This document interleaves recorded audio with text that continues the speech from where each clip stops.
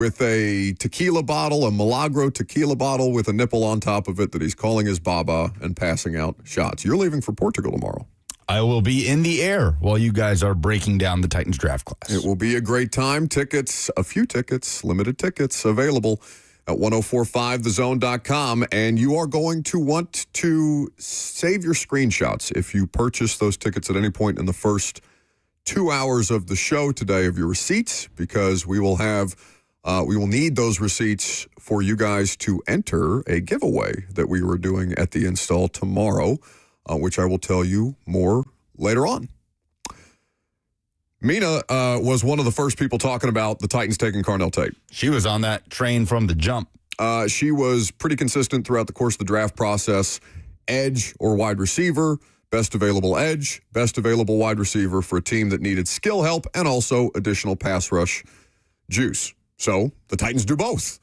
They do both with Carnell Tate and Keldrick Falk, who maybe needs to continue to refine himself as a pass rush player, but is certainly got plenty of things to work with on the front end and is going to be in a rotation that Robert Saleh said is 9 deep, 8 or 9 deep at any point throughout the course of the season, which is why they signed so many defensive linemen in the last couple of months. So we'll get to Mina at noon. Looking forward to that conversation. Big Orange Caravan came through Nashville yesterday. Their first stop, I believe, was in Chattanooga a couple days ago. But they always do that annual event, and 3HL is always there to hang out with them. And 3HL did a bunch of cool interviews yesterday. I'm sure all of them are posted on their podcast page, so you can go back and listen to Rick Barnes and Josh Heupel and Kim Caldwell. A lot of interesting stories around Tennessee athletics these days. Yeah, there's no question which of those three coaches is under the most pressure going into 2026, right? It's Kim Caldwell, who did a lot to address her roster and made some moves and is looking to kind of get a fresh start with a new group in 2026. It was funny to see Rick Barnes show up late to the Q&A. Josh Heupel was making jokes at his expense. I saw Steve Lehman tweet a video of that. For good reason. Sure. Because obviously there's a lot of things going on with the basketball program right now, and they just crushed it in the transfer portal. Well, Rick Barnes, and this was according to Mike Wilson, who was on with Ramon and Will this morning, was in California yesterday. So was coming in hot, wheels up, into Nashville as he was visiting Juke Harris, the Wake Forest transfer. That would be the lovely cherry on top to this Tennessee transfer portal class that already has worked its way into the top 3, top 5 of portal classes in the country, depending on what you look at. But Juke Harris is a guy that's weighing options that could go to the NBA draft, that could go to North Carolina, that could go to Tennessee. And the good thing is Tennessee has some foundational relationships there from when they were recruiting him out of high school, and he ultimately went to Wake Forest. They asked Mike Wilson this morning what Juke Harris would bring to Knoxville. He said buckets. That's been the theme of this entire transfer portal search for Rick Barnes and his coaching staff. They want shooters. They got them in Tyler Lundblade out of Belmont, in Terrence Hill out of VCU. Juke Harris would kind of push it over the top. And then the next step will be to put it all together in a way that has the team gelling and playing together as though they've played together for multiple years, kind of like what Dusty May did at Michigan last year. You have enough nice things in the transfer portal. I don't think you need any more nice things. I think I need more nice things for my basketball team. What nice things do we have? Well, you have a hell of a portal class. In fact, you have, according to 247 Sports, the 4th ranked portal class. Do you know who has the 3rd? Is it Indiana? It is Indiana. Texas is 2. Do you want to guess number 1? Oh, who has the number 1 portal class? Louisville. Okay. Pat Kelsey doing work. Yes. All right. No, I want more nice things. No. That's you know what nice thing I want? I want a Final Four. That's the nice thing that I want. I would also like a Final Four. That would be great. Yeah, but you have one. No, not in my entire lifetime. I don't care about your lifetime though. Your program has one. It's on the banner in there at Assembly Hall. Those sad banners that continue to collect dust as they lose as underdogs to Northwestern at home. Yes. So how about a cheesy sports radio topic? If we were to power rank, yes, let's the 3 Tennessee head coaches that were in attendance at Big Orange Caravan. Mount Rushmore? No.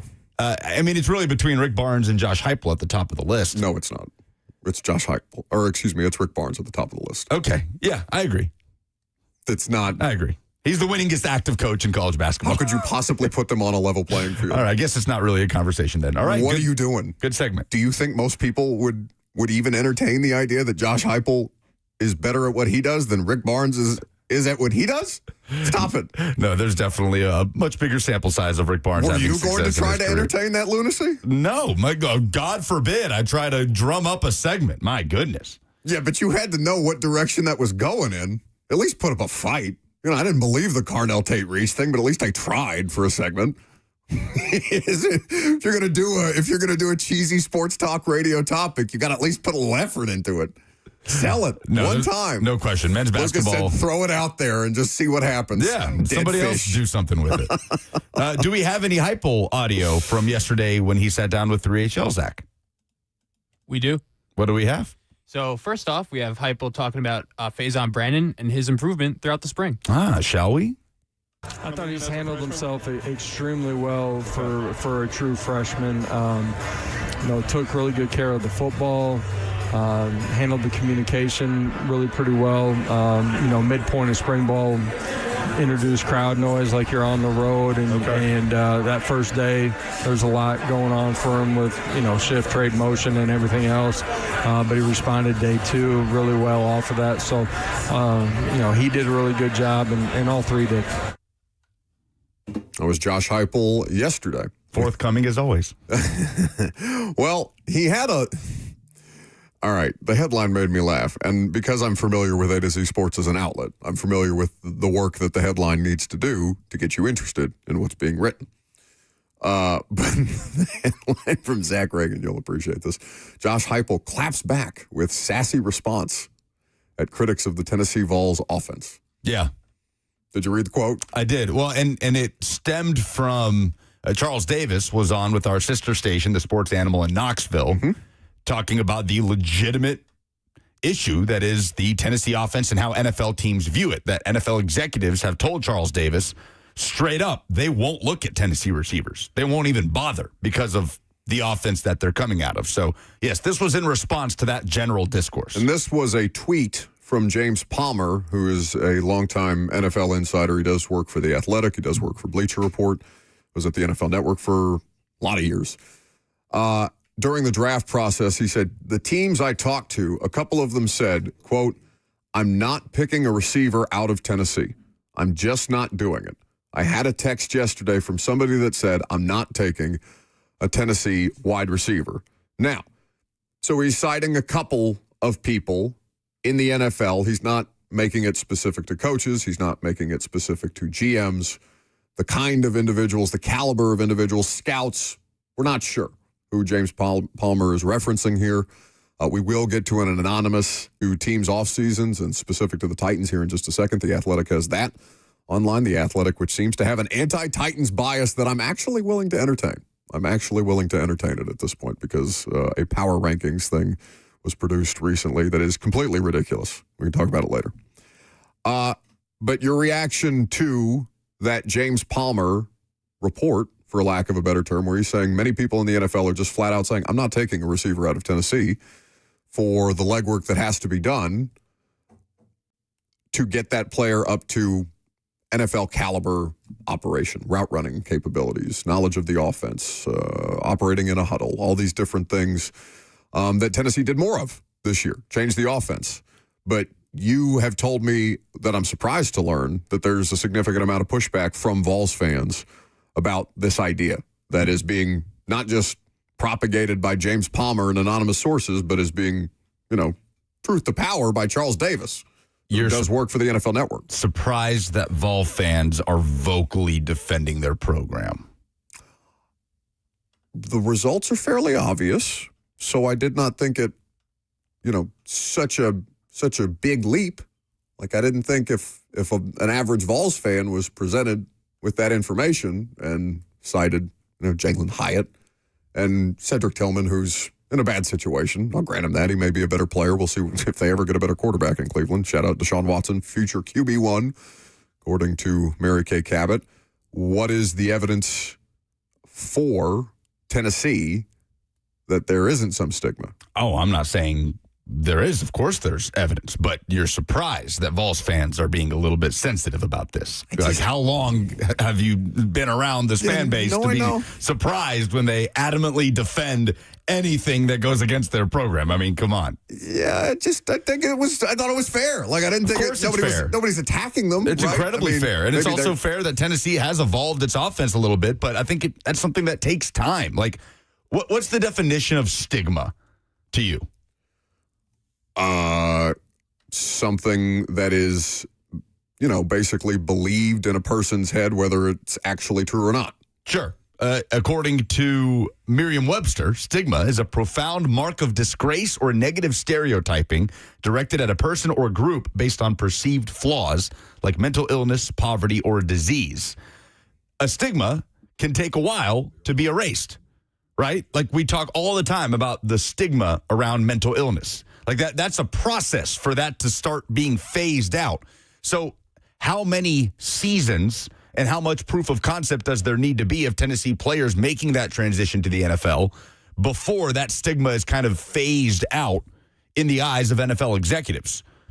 Both of those things can be true. There is so much evidence to back up the fact that Tennessee receivers may not be worth the swing right now. There's not enough evidence to support the contrary. So, on the other hand, Tennessee has done things to try and not just evolve its offense to make it more translatable to the NFL, but evolve its offense to, combat what defenses are doing now against Tennessee. That's more of a reason why they're doing that. But I just think this is something that isn't going to be a snap of a finger. Oh, look, they changed their offense up a little bit last year. All right, open the door. Tennessee receivers coming out just like anybody else. I just think stigmas take longer to be erased that way. So here is Heupel's response. I'll just read it to 3HL, who asked him about this yesterday. And again, you can go hear all of 3HL's Big Orange Caravan interviews on their podcast page. Josh Heupel, quote, "The guys that keep saying something about wide receivers, I'm not sure they watched any tape this offseason. The league, defensively and scheme-wise, is dramatically different than when we first got here." I assume he's talking about the SEC. And that's just the game. It's a never-ending evolution and cycle. And so there were some things that we needed to add to our arsenal to help us out offensively. We always evolve every single year. We truly do. And this is something that Chris Brazzell spoke to. I think it was Robert that asked him the question of the combine, right? Big J. Yes, it was. Big J. Burt. Yeah, Joey Aguilar spoke on it as well. But yeah, I just think it's a process, right? Chris Brazzell is hugely important for this discussion. Even if the offense is to a point where it's more translatable to the NFL, you still would love to see one of these guys hit so that people can't say that anymore. If Chris Brazzell hits in Carolina, you cannot say that wide receivers out of the Josh Heupel offense just don't work in the NFL. There will finally be evidence to the contrary. Now, Brandon makes the point on the FNM Bank chat that for the most part, these receivers coming out of Tennessee were not high-profile recruits coming out of high school. They weren't the type of guy early in their career that had NFL talent written all over them, similar to Hendon Hooker, right? And yes, Josh Heupel and the Tennessee offense put them in a place to even be considered as NFL talent. We'll see what happens with the likes of Mike Matthews, who is a five-star receiver coming out. Tristan Keys, a freshman now at Tennessee, who's a five-star coming out. But it's a process. It's going to take some time. Chris Brazzell has an opportunity to get on the field, I think, as a rookie in Carolina. Yeah, I mean, I think the move, and I don't know enough about dialogue around the Carolina Panthers and roster decisions. Okay, I wouldn't pretend to. But I'm assuming when they drafted Chris Brazzell, where they drafted Chris Brazzell, that they're pretty well ready to move on from, I'm forgetting the name of the former South Carolina wide receiver. Leggett. Xavier Leggett, who has been underwhelming. Yeah, 2 years in. To say the very least of a first-round pick at wide receiver. So that, to me, at least signals a shift in that direction. And at least Chris Brazzell has an opportunity, right? So, okay, let's see the first evidence of those changes, those adaptations being made in college football, and how it helps somebody like Chris Brazzell acclimate at an easier level, for lack of a better term. Sure. 615-737-1045 is the number. Like I mentioned, Mina Kimes going to be on the show today in the noon hour. We're also going to have Stephen Young from Home Street Home. That's the charity that we're raising money for tomorrow night at the Install Live with Mike Borgonzi and Greg Cosell. I printed out the draft evaluations, Lucas, the sacred texts from Cosell. I have 8 scouting reports that will be distributed at everybody's table. These are the most detailed scouting reports, I think, available to the public. It's not like Daniel Jeremiah is giving you access to his notebook after he finishes his draft process for the NFL Network. So if you're watching on Zone TV, we are going to have copies of Cosell's draft analysis for every Titans draft pick. He even did a write-up on your boy, Kanik Jaron Kanik. The Oklahoma tight end. Okay. Yes, all right. Everybody's going to be smarter about the Titans draft class except for me after this weekend. Well, sounds like. Sure, but you're going to be in Portugal, so it's going to be okay. 1045thezone.com is where you go to get those tickets. We're looking forward to seeing you guys tomorrow night. Coming up next, we are going to get to that anonymous coaches and executives poll that was produced by The Athletic and what they had to say about the Titans. I'm Buck Rising. It's 1045 The Zone.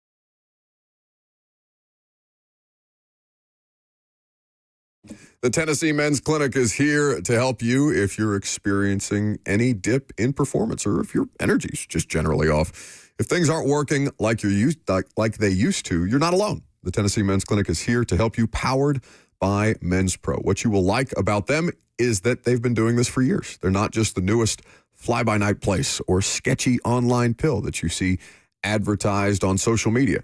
You're working with true medical providers. They run labs. They build a plan around you, not some one-size-fits-all treatment. They treat low performance, ED, weight loss, and even peptides like NAD+. Their treatments have worked for thousands of men, and most guys say they wish they would have come in sooner. Right now, your lab panel and consultation are just $99. So call them today at 615-208-9090. That's 615-208-9090, or go to TennesseeMen'sClinic.com.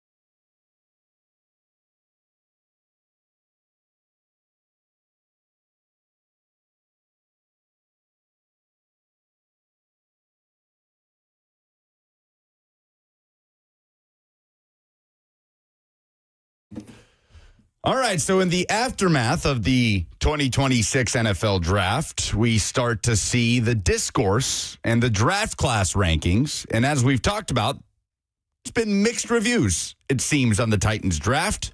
Welcome back. We are fueled by Hattie B's Hot Chicken. If you had to give an aggregate score from every opinion that you've seen from the Titans draft class and had to assign a grade to it, what do you think the overall consensus is on how draft experts, NFL media, NFL sources within the league feel about the Titans 8-man haul? Do you have the consensus draft grade board in front of you? Because there is a website that does that, if you were not aware. I was not aware. I think somebody may have sent it to us in a group text over the weekend, if you wanted to go back and find that just for your own reference. But I'm going to guess, if I had to guess, I would say a B-. I would say a B- feels about right for what they are. I think if you were looking at them objectively and saying, did they get better at a number of places where they needed to get better while still having some dire concerns for a team that has had dire concerns for years now, you'd probably say, yeah, they addressed a good amount of their needs while still having concerns. Jeremy Fowler did some research, some reporting on ESPN, taking scouts, coaches, executives from the NFL's opinions on all 32 classes. And he writes, under the Titans, the way the Titans stacked their options at number 4 was a compelling storyline leading up to Thursday. My read on it, Texas Tech edge David Bailey would have been a consideration had he fallen to them, either as an outright selection or a trade-back catalyst. The Titans had finalized their draft board over a week before, and Ohio State receiver Carnell Tate was ahead of Buckeyes teammates Arvell Reese and Sonny Styles, which we know, as Reese and Styles were both on the board when the Titans were on the clock. He writes, one source believes Reese's positional uncertainty, off-ball backer versus edge, was a factor for Tennessee. Another counter that the Titans simply rated Tate higher and figured he was not going to get past number 7. Tennessee felt good about getting defensive help later. Plus, the top-end receiver pool was stronger than some of the other positions it might have prioritized. The Titans never got any trade offers while on the clock, so moving back was not really an option. He said they believe they can get more pass rush juice out of Keldrick Falk. Falk was in a 2-gap scheme in Auburn, which limited his pass rush opportunities. Tennessee believes he has the length and speed to do more as a pass rusher. So they felt what the likes of Arvell Reese can bring us, we can pick up later in the draft. Let's go ahead and pick off the top of the pile at wide receiver and just help our quarterback now and not wait around. I mean, it's sound logic, right? It's the thing that feels the most correct outside of, okay, you are not going to be able to address your offensive line sufficiently in all likelihood, at least in a way that makes you feel comfortable. It may be that Fernando Carmona, who's a guard drafted in the 5th round, who's played a lot of football, and sounds like he will have a shorter learning curve. They are trying to shorten the learning curve with 2 veteran college players who have played a ton of football between him and Pat Coogan, the center who was at Notre Dame, then transferred to Indiana last year where they won the national championship. And the offensive line was a huge part of their success. Pat Coogan was a critical piece in that. He had started many games at guard and center at Notre Dame before that. So would you say that offensive line, there is the biggest disparity from the best players in the league to other what would be considered league average starters? Like that there are fewer top-end offensive linemen where you need so many. You need 5, at least 5 to start every game. And, at any point, probably 7 on your roster, 7 or 8, to go with backups. There feels like there's a bigger disparity between the best offensive linemen and the ones who would just be like, all right, that's a replacement level starter, and you're going to take your lumps. Yeah. Is there another position that comes to mind that way? Maybe, you could argue quarterback, but I think just for the sheer amount, the volume of offensive linemen you have to have for each team versus 1 or 2 quarterbacks, there's probably a bigger drop-off from the best offensive lineman, like Trent Williams to who? Or, I'm blanking on the Lions tackle in the Jamar Chase draft. Penei Sewell. Mm-hmm. Right? Like the best left or right tackles, the best guards, the best centers, and how much worse it gets if you don't have one of those star-studded players. Right. Oh, man. What is the offensive line drop-off in this draft, do we think, then? Like, in terms of where the Titans feasibly could have addressed the interior of the offensive line. Like, the first round, that was not in discussion for the Titans, unless they were going to trade back, which Jeremy Fowler reports wasn't really in the cards. It didn't really feel like something on the table for them, even if it's something they wanted to explore. At what point do we feel like the Titans could have addressed the interior of the offensive line and didn't? No, I'm not nitpicking them or going back in retrospect and been like, shoot, you would have really liked to have found that trade back offer. If the trade back value didn't exist for them in the first round to where they could have gotten the guard that the Ravens took out of Penn State, the stud Vega Ione, that Robert's very happy about, then whatever. Like, you can't nitpick something that didn't exist or didn't have the requisite value for you to make that move. What I'm saying is I think they're trying to shorten their learning curve because they knew that they couldn't address their needs the way that they might ideally like to with players at two positions that have played just a ton of football at this point, and that will come in here with the opportunity to compete. Will they be the best starting offensive lineman or swing offensive lineman in the world? Probably not. But at least you hedge your bets a little bit from two programs in Arkansas, who Sam Pittman, during his time there, understands how to help develop offensive linemen to succeed at the next level. You can hold Isaiah Wilson and the recommendation for Isaiah Wilson against him. It's a completely fair thing to hold against him. It doesn't mean that he still doesn't have that track record. And listen, I'm a little wary of track records anymore after the entire Bill Callahan experience. So I'm trying not to get too caught up in the idea of someone's done something at a very high level for their entire career doesn't mean that they will always do it for the end of time. I mean, Isaiah Wilson was a good player in college. Like, Sam Pittman's not responsible for Isaiah Wilson doing donuts in a parking lot. Well, I mean, he did recommend the person as much as he recommended the player. I know he did an interview on The Zone. I know he did an interview with me before I worked at The Zone. Like, there were a bunch of people who did interviews where he recommended the character. It's a non-factor to me. What in the world is Sam Pittman going to say about Isaiah Wilson on a radio show? You don't want this guy. You should be upset your team drafted this guy. He's going to be a problem for you. Again, I think it's kind of the thing that Robert was alluding to yesterday, where you don't have to go over the top with praising that specific quality if that specific quality is at least, at very least an unknown, much less quite the opposite. Like, Isaiah was a huge problem on a number of fronts. And Georgia, where it relates to automobiles and things like that, Georgia doesn't have the best track record. I know, it's not like a Jalen Carter situation for Isaiah, but still, it could have been very easily. Regardless, at Arkansas, their offensive line, I'm not saying it's Iowa as far as by percentage, how many Iowa or Wisconsin, I feel like, did this at a high level for a very long time. Programs that put quality offensive linemen into the league. Arkansas feels like a safe bet. Indiana, Notre Dame for offensive linemen. Notre Dame, more than any other program where Pat Coogan spent the bulk of his college career, they have been producing offensive linemen in the NFL at a high level for a long time as well. So you're taking a chance that they may be more ready than your average 5th or 6th round draft picks, because that's where they did go older, right? The Falk and Tate and Hill, all the young players with developmental upside were taken in the first 3 rounds. And then when they needed to address the offensive linemen, that's when they went with 2 guys who are older than J.C. Latham by 2 years. Yeah. Which is crazy to think about. So you bring in a couple of... Wait, is it Oklahoma? Somebody said in the chat it's Oklahoma, not Arkansas. I think it's Arkansas, isn't it? What? Carmona? No, yeah, he's an Arkansas guard. Okay, that person's wrong then. Yeah. I think you bring in a couple of experienced interior offensive linemen in Schlottman and Volson. You bring in some experienced players that were leaders, especially a guy like Pat Coogan, who, like, that's the guy that's, rallying the troops in the tunnel with the offensive line surrounding him before running out onto the field at Notre Dame before he was doing it as a captain at Indiana. That felt like a pretty common trend with this draft, right? I mean, how long until they even got to a guy that transferred? Carmona? Is that right? Carmona, who went from San Jose State. Yeah, so because the they 5th round? They didn't have a 3rd or a 4th rounder, right? So between Anthony Hill and Fernando Carmona, there was a big wait. But yeah, that was their first player who had transferred. Well, so Carmona and Coogan, the only 2 transfers on the roster or in the draft class? I don't know about Kanik.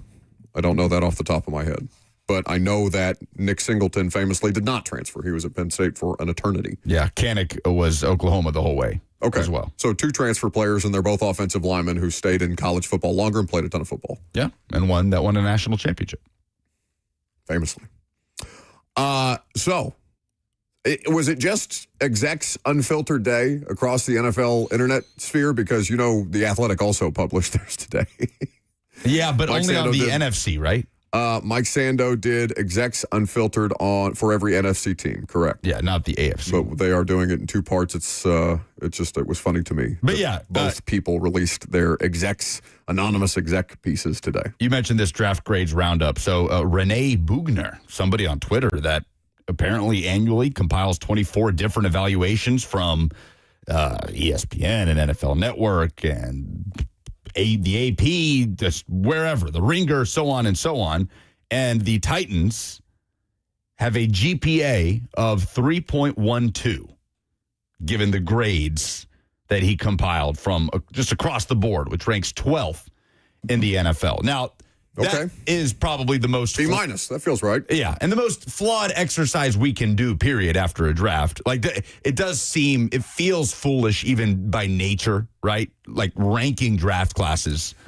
It's something that we're going to do because we spend all of these months talking about where you can get good value and the players with the highest ceilings. But at the end of the day, that is probably one of the most foolhardy things we try to do in the NFL world is try to rank draft classes before they step foot on the field. Yes, you are correct, because what we need to know to be able to do that soundly is what the player becomes as an NFL player, right? To determine how well a team ended up doing in that year's draft. But I will say, if you want to take the evaluation to simply this, Lucas, if you're looking at what a team needed to address and future contract situations. And I'm not saying that you have to come up with your own grading metric or scale that we need to normalize across every outlet that's doing these things so we get an accurate representation and sample size, but you can look at what a team needed and see if they appropriately addressed things based on where the vast amount of evaluators, I mean, you would trust the top-end evaluators in the NFL media sphere, right? You trust Daniel Jeremiah. You trust... I trust his opinion, yes. Mina Kimes, Dane Brugler. Like, even if there are a few extra in there. I respect his opinion, yes. Sure. Respect and trust, right? You trust that he's talking to people. You trust that people are going to be honest with him and that he's smart enough and wary enough at this point in his career where he's not going to disseminate false information, or at least try not to, right? McShay said he got this year. It happens. But if you are looking at how a team needs to address its needs and then looking at what the team did, you can try and give an approximation. I don't think there's anything wrong with it, but I get what you're saying. Yeah, because one thing we don't do is go back after a few years and we really know the trajectory these guys' careers have taken. There are people arguing with me that a B is too low for what I'm. They are alleging in the chat that I'm giving them a B- instead of guessing that they got a B-.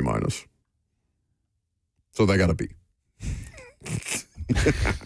Sure. So defensive. Sure. No, this is why people do them, because people want to argue about draft grades. Yeah. It's going to be okay, guys. I promise. But, they filled some needs that can directly help them have a base level of competitiveness, you would think, in 2026. Yes. Like, ultimately, that's kind of what this draft was all about for the Titans, right? Plugging holes. This, to me, was not, because I saw Gentry Estes characterize this as a sort of a safe draft, right? Like a floor-raising draft. Yep. To me, that's the exact kind of draft that you needed if you're Mike Borgonzi, right? That's what you set out to do. Like, let's not worry about raising the ceiling yet. Let's worry about winning more than 3 games in a season first. See if you can raise the floor before you start making those risky plays and swings to raise the ceiling and start thinking about or entertaining a Super Bowl window. We absolutely agree. Yeah. This is, I'm so fine with them doing a safe thing. Yeah, please. Like, base level competitiveness is the goal right now. Then let's talk about the other stuff. Safe would be such a lovely change of place, or change of pace. I know that's a little more boring than, the TMZ politics of the Titans front office and things like that. At a certain point, just draft a wide receiver that can play and move on with your life. Ideally. 615-737-1045 is the number. Yeah, to that point, though, about like draft grades and consensus grades, what was the name of the individual that compiled these 24 evaluations post-draft? Renee Bugner. Okay, where was the consensus grade for the Jacksonville Jaguars? Says this guy is located in Deutschland. Okay. It's the world's game. Didn't you hear that Canadian fan, that Canadian Bills fan? Yeah. They're literally across the street from Buffalo acting like that deserves International Fan of the Year. You got to be further away than Canada to be the International Fan of the Year. According to these 24 instant evaluations compiled by this random Twitter user, the Jags finished dead last with a 1.34 GPA. That's the one that I'm most curious to see how it pans out. Well, this is what's funny to me. So Chad Reuter of NFL.com gave the Jags a B. Okay. And then you've got multiple, whether it's Mel Kiper, The Ringer, multiple outlets here, Athlon Sports, PFF, that gave them a D. Yes. So what makes the Jags draft class a B versus a D? It's straight up a matter of opinion, right? I think these players will be good. Yep. Well, I don't think these players will be good. And that's what we're talking about this time of year. But I say that in terms of, okay, so everybody almost, except for this Chad Reuter person, says that the Jags did a bad job and that they reached on nearly every pick. That's been the consensus opinion about the Jags draft. So I want to see in, a couple of years what becomes of those Jags draft picks. Because if James Gladstone is actually playing chess while other people are playing checkers and being like, you're sleeping on this guy. I know what this player can do, and you don't, because we have a super secret weapon in our scouting department, and it's James Gladstone's big-ass brain or whatever, right? Because that's what Chad Brinker was supposed to kind of do here, right? That was the thing that was billed. It was going to revolutionize the analytics department, revolutionize the scouting, the player development, all these different things, all to go 6-28 over the course of the last 2 seasons. So if James Gladstone is actually going to innovate here, I'm interested. If James Gladstone is, again, one of these people that sells a bill of goods to a team and ends up doing, more harm than good to that team, I'm also going to be interested in seeing how that pans out. There is some potentially good news in the NFL refereeing world. Oh, next.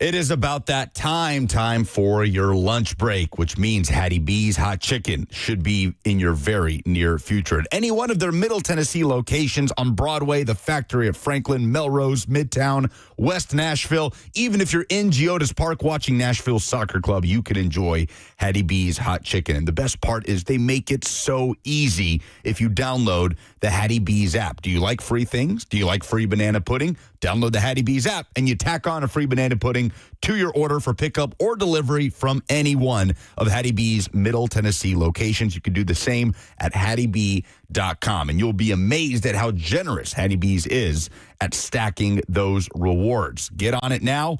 Fast forward a few months, and you will be stacked with some free Hattie B's Hot Chicken and bonuses via the app. Looking for a healthy option? The Southern salads are to die for. 2 words, cornbread croutons. Yes, you heard that right. Hot or not, whatever works for you. I would never lead you astray when it comes to food. Go to Hattie B today.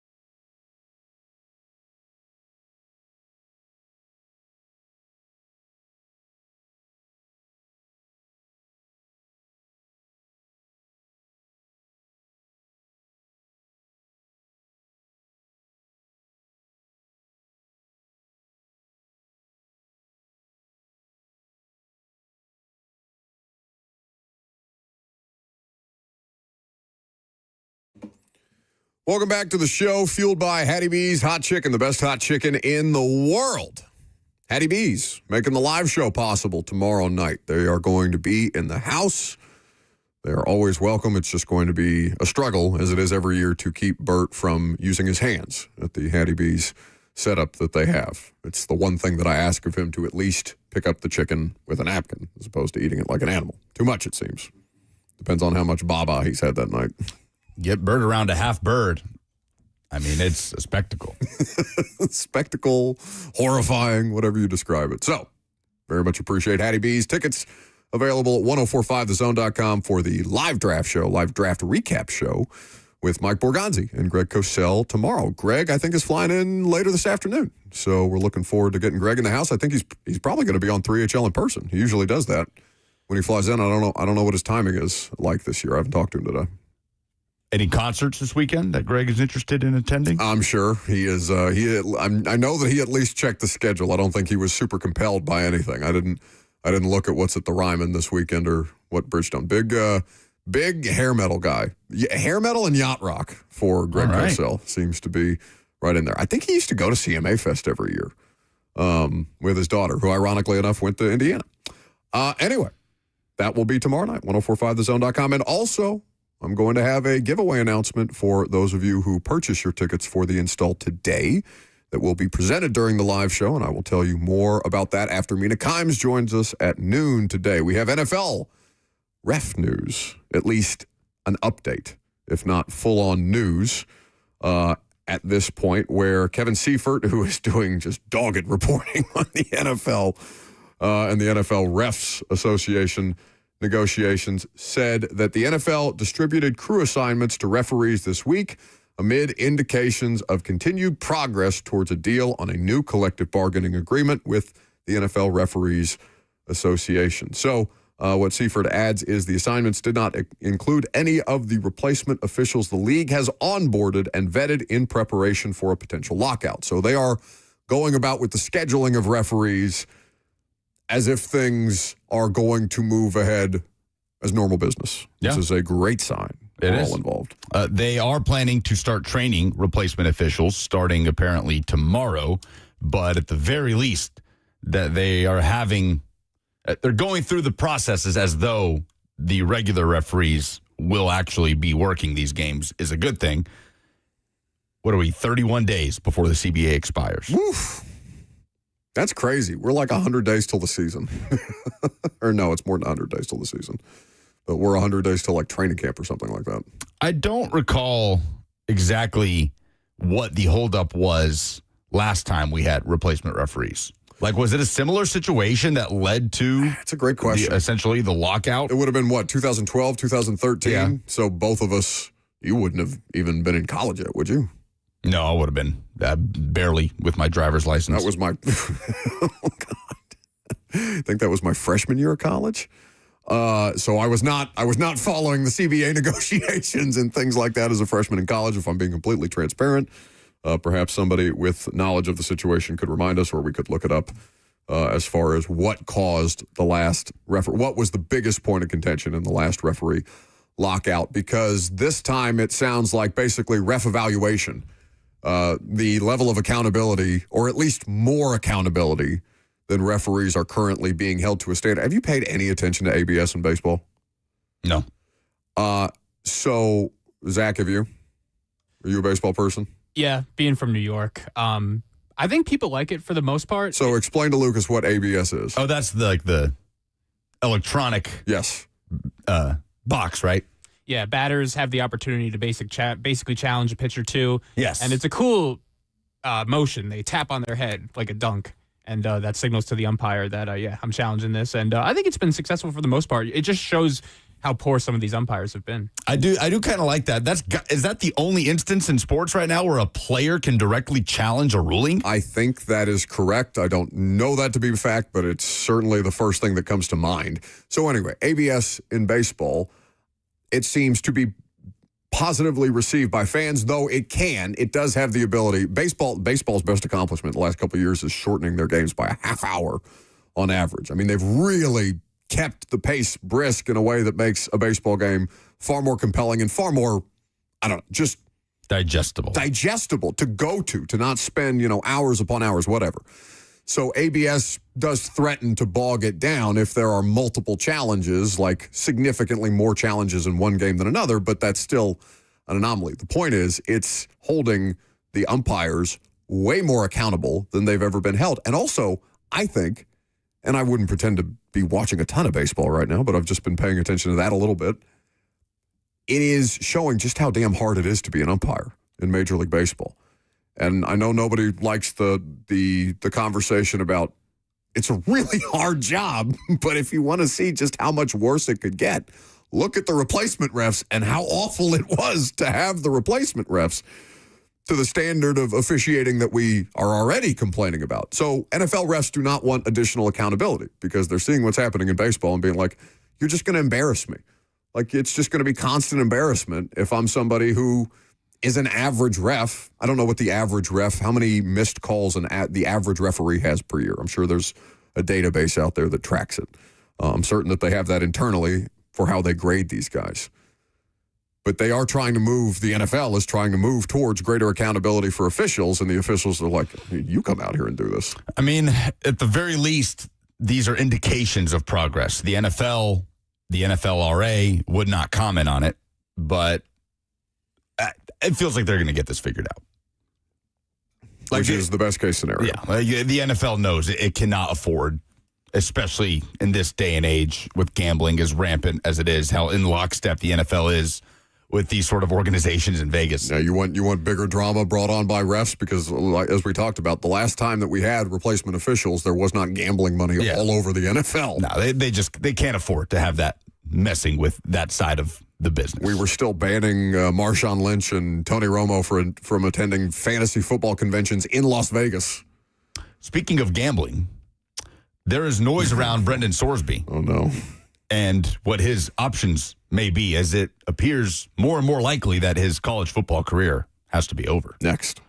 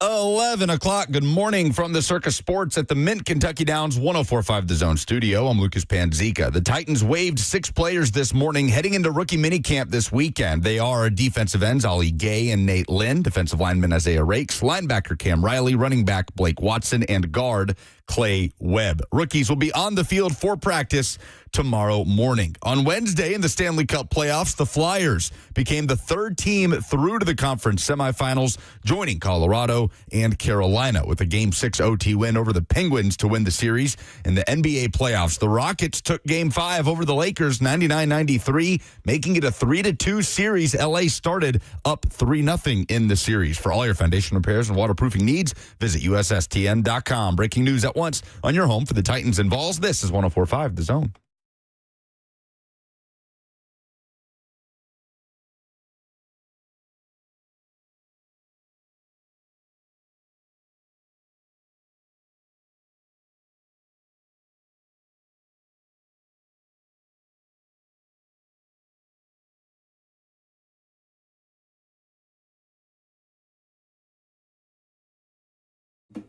Second hour underway. Stephen Young of Home Street Home is going to join us in studio. We're going to talk about the great charity and nonprofit that he runs in Home Street Home that we are going to help raise money for tomorrow night with Mike Borgonzi, with Greg Cosell, with 300 of you, with Slay, with Robert.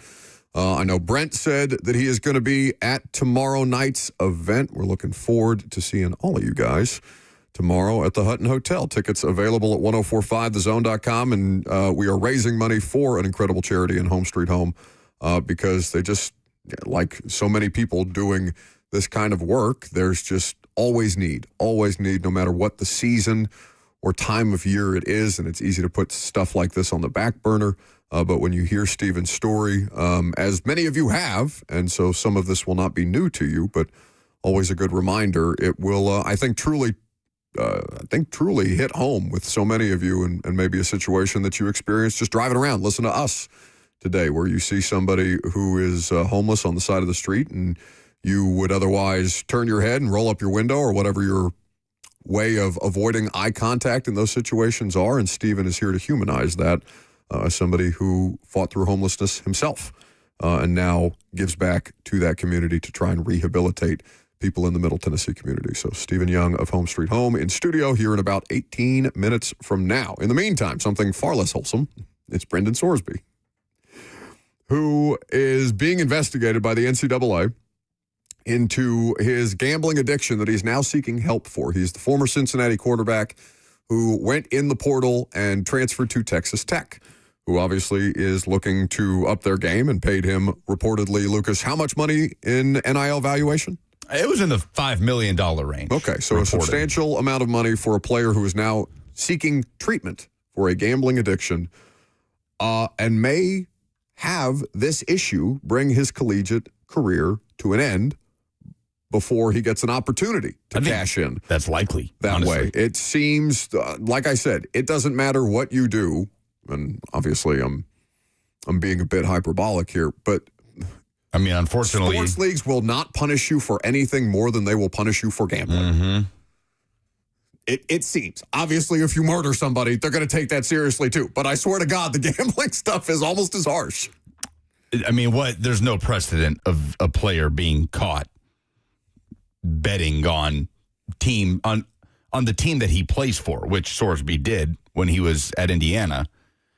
There's no precedent of a player doing that, there being proof of it, and then just being able to continue on, right? Like the John Mateer stuff last year were obscure Venmo payments that couldn't be tracked towards a FanDuel account or whatever. But this is different. This feels, I don't know how Brendan Sorsby has a path back to college football after this. And so he may not. And so what's being written about now is what alternatives does somebody like Brendan Sorsby have, where there really hasn't been somebody like Brendan Sorsby, at least not this publicly. And again, not a player who's saying, I need to seek treatment for his level of gambling addiction. I see in the comments section where you can interact with the show on Facebook, YouTube, Twitter, and on Twitch. I'm seeing somebody say, why gamble when you're getting $5 million?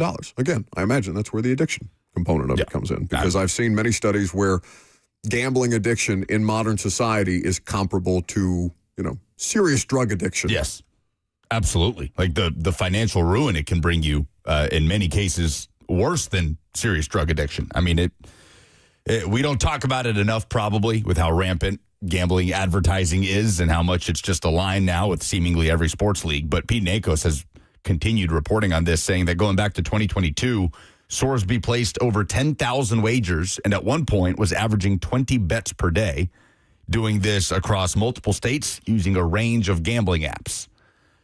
You know it has to be bad if he's recusing himself like this, going into a residential treatment. Like that is reserved for a truly life-altering situation. So obviously the first and foremost hope is that Brendan Sorsby gets the help that he needs.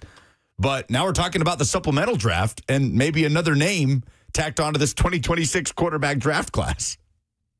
Well, yeah, the supplemental draft is a thing that is very infrequently used anymore. I was telling Lucas during the commercial break, I remember, I feel like the Titans had a supplemental draft pick or something, right when I first got here in 2015 or 2016.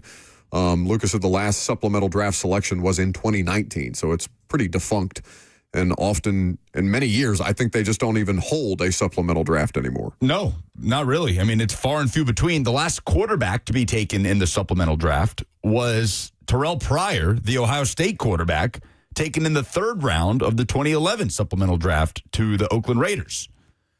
And now there's talk about Brendan Sorsby being an option in that regard. And Albert Breer, who's done a lot of reporting on this, saying that teams see Brendan Sorsby, quote, from an arm talent standpoint, some of the stuff he does with his arm is similar, and I hate to say it, this is from an NFC coordinator to Albert Breer, you hate to make this comparison to Patrick Mahomes and Caleb Williams, but he has that twitch, the arm angles of Matthew Stafford, his arm is electric. It would have been by far the best in this class. Zach Wilson's arm was that way, extremely talented too. As a thrower, his arm would be top 8 or so in the league. That is an NFC coordinator talking to Albert Breer.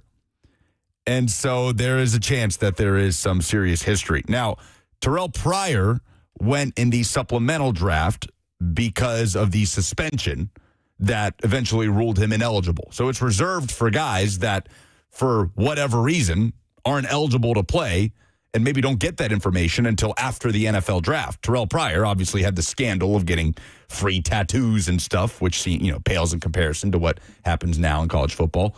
So he was taken in the 2011 supplemental draft, and now here's Brendan Sorsby with a chance to be drafted by, Browns? Might as well. Just throw another one in there. Jets, Dolphins. I mean, the Jets beat reporter for The Athletic is specifically writing about Brendan Sorsby as a potential option in the Jets quarterback room via the supplemental draft. So there's a number of different reports on Sorsby. Lucas mentioned that he was betting on Indiana football while he was redshirting for Indiana football before they got good. So he was not a part of the last couple of hugely successful Indiana football seasons. Apparently that there are a number of legal routes that Brendan Sorsby can take here to try and extend his eligibility. I mean, there's going to be lawyers all over the place on this, where college football, college athletics has just been basically taking place in various courtrooms around the country. Did you see that Trinidad Chambliss was on the cover of Variety or something like that about NIL and the path through modern day college football and things like that? No. He was the cover of Variety, which, again, I don't know what kind of weight magazine covers carry anymore, but that was not where I expected to see Trinidad Chambliss. I also didn't expect to see Fernando Mendoza on GQ, but here we are. So he could file a lawsuit, Sorsby could, and seek an injunction that would potentially allow him to play for Texas Tech while the litigation is ongoing. But that's just, I mean, if you're a coaching staff, you're like, all right, am I going to have my quarterback this week or not?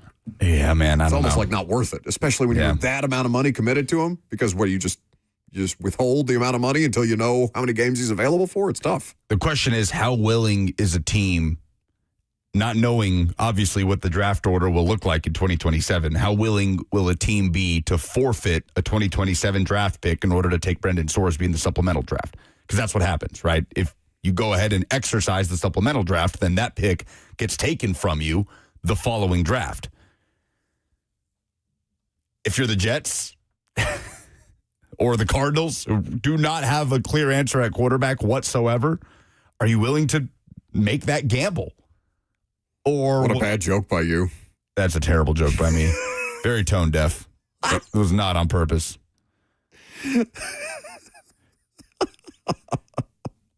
In fact, this literally funny on purpose. Hardly ever. That would have been a really good joke. Well, I don't know if you saw this article on CBS Sports that's been going around about Sorsby. It's just talking about the story that he's away from the team indefinitely, that Texas Tech was had acquired him in the offseason, so on and so on. The article goes on to write, Texas Tech was an overwhelming favorite to repeat as Big 12 champions after acquiring Sorsby this offseason, but has now moved to even money at plus 100 via FanDuel Sportsbook after Monday's news. The Red Raiders' projected win total has also decreased, going from 11.5 at opening to 10.5 victories, and Sorsby's no longer on FanDuel's Heisman Trophy odds list after opening at plus 2,500 just outside of the top 10. After going on a whole thing about the quarterback going to a residential program to treat this crippling gambling addiction, there's like a solid paragraph referencing like 5 different odds in relation to Texas Tech's 2026 season. If that tells you anything about where we are right now, where it's like this is a very serious situation. He's having to remove himself from the team. His eligibility is at stake here. He's going to look to get better. By the way, here's how it's shifted Texas Tech's odds for 2026. So it's as unique a story as you'll see in college football or in college sports in general. I mean, how much of a red flag would this be for NFL teams? Like, how he would immediately be red flagged coming into the league. And I think you would have to have some kind. I don't think it's as turnkey as him entering his name in the supplemental draft and a team taking him. I think there has to be some kind of, because the NFL can't let a known potential gambling addict into the NFL, where the NFL is incredibly sensitive about the situation around gambling. I mean, we talked about Calvin Ridley and the year suspension that he had outside of football prior to arriving in Jacksonville, and then obviously the year in Jacksonville, and then coming here to Tennessee, post-gambling problems, and how seriously the NFL took that. You would have to have some kind of agreement in place with your partners. If you're DraftKings or FanDuel or BetMGM or any of these other companies, like, yeah, we're going to keep this one away from all of it somehow, some way, even though he's saying, no, I need treatment because it's so bad. Because I don't mean to laugh at that. I mean, if he's dealing with a serious addiction. Yeah, no, obviously it's serious. Yeah, no, I don't want to, sound I've never too seen casual this. about this. No, I've never seen it either. I don't know how to talk about it. Have we seen a player remove himself to get that sort of treatment? I mean, there's been, players gambling on the sport they play, those sort of fiascos and scandals, but not to this degree. So yeah, I don't think it's turnkey. I think it's very telling about us as a league in the NFL that we're immediately writing pieces about could the Jets add him to their quarterback room. Yeah. What are the latest odds that the Jets will draft Brendan Sorsby? It's like Mike Vrabel in counseling. You'll go on the third day of the draft. You'll go on the third day of the draft, and it'll be fine. We need you for rounds 1 and round 2, but on the third day, you're good. Is there coverage of the supplemental draft? I don't know. They send us an email. It's very cold. It's very anti-NFL. There's no pomp and circumstance. There's no red carpet for the supplemental picks. Goodell doesn't get out there and say, with the third pick in the supplemental draft, the Tennessee Titans select. No, yeah. It's very. I think the players get an email. I think it's like a text. Like, hey. I'm imagining like NFL Network coverage of it and going through the Brendan Sorsby story. And the coverage is the scroll. How he helped. The bottom of the screen. No, but I am just picturing like Rich Eisen, talking about the story and everything that's happened and saying, if you need help, the National Gambling Hotline is 1-800-522-4700. Anyway, our NFL Network odds for who's going to draft Brendan Sorsby. Sponsored by DraftKings Sportsbook. Right. Like it's all so like incestuous. Conflicts of interest everywhere. So we're going to clean it up with Stephen Young. We're going to learn about the great work that they're doing on a very important cause that we are going to raise money for tomorrow night at the Install Live with Mike Borgonzi, with Greg Cosell. Stephen Young in studio next.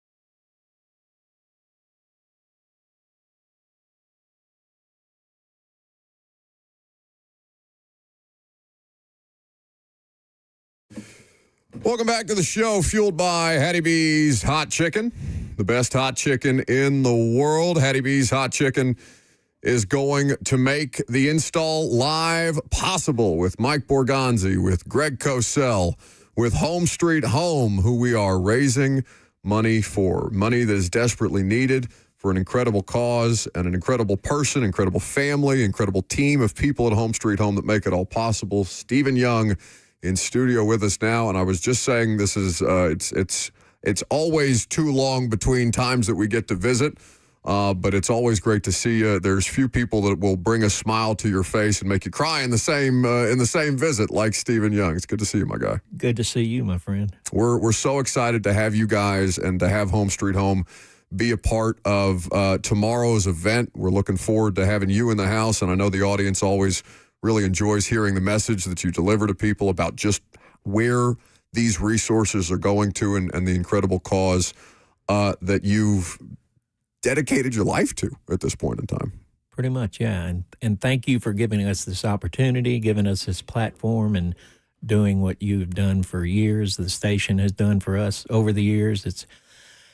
It blesses us, but more importantly, it blesses our friends on the streets. It was funny, over draft weekend, I can tell you that you probably had over 500 listeners that live on the streets of Nashville, keeping up with the draft. And you and I have had this conversation before about how this station was important to me when I was on the streets. That's how I kept up with sports, and that's how they still do it today. And there was a lot of draft talk going on, and I heard many, many times, well, Buck said, or 104 said, or, so it always brought a smile to my face. No, it makes us so happy, and I of course any relief that people can get from dealing with the strains of being homeless on a day-to-day basis, especially the people that you're going out and creating not just the ability for people to give back to them through you guys, but also helping to rehabilitate, to help them regain trust in humanity, because so many have been through very difficult circumstances where it's easy to stereotype if you haven't heard some of these stories or interacted with some of the folks who are out there in these camps for whatever reason may have brought them there in their lives, especially with the economic difficulty that everybody's dealing with right now. Oh, of course. And it's hit us. That's hit us extremely hard. And but we survive.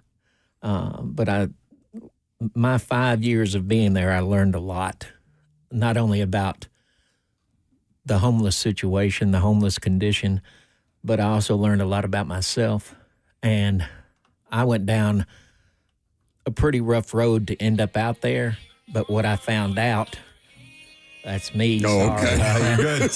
Let me get rid of this. I was about to find Lucas so much okay money for it to be you. It can't be any of us. The way the two of us looked at each other like we were about to jump on each other's necks for that. That was actually a shameless plug. That was a demo of a song I just wrote. Oh, very nice. Okay. Yeah, I'm gonna see. It's a late in life kind of thing. Sure. I've decided I've been writing poetry for, decades. And I had a good friend of mine who is a songwriter here in Nashville. And he said, give me a couple of them. So I did, and he turned one into a song, and that lit the fire for me. So, Yeah. I'm kind of, who knows? Very cool. Well, if you ever need a place to play them, I mean, we class the joint up considerably around here.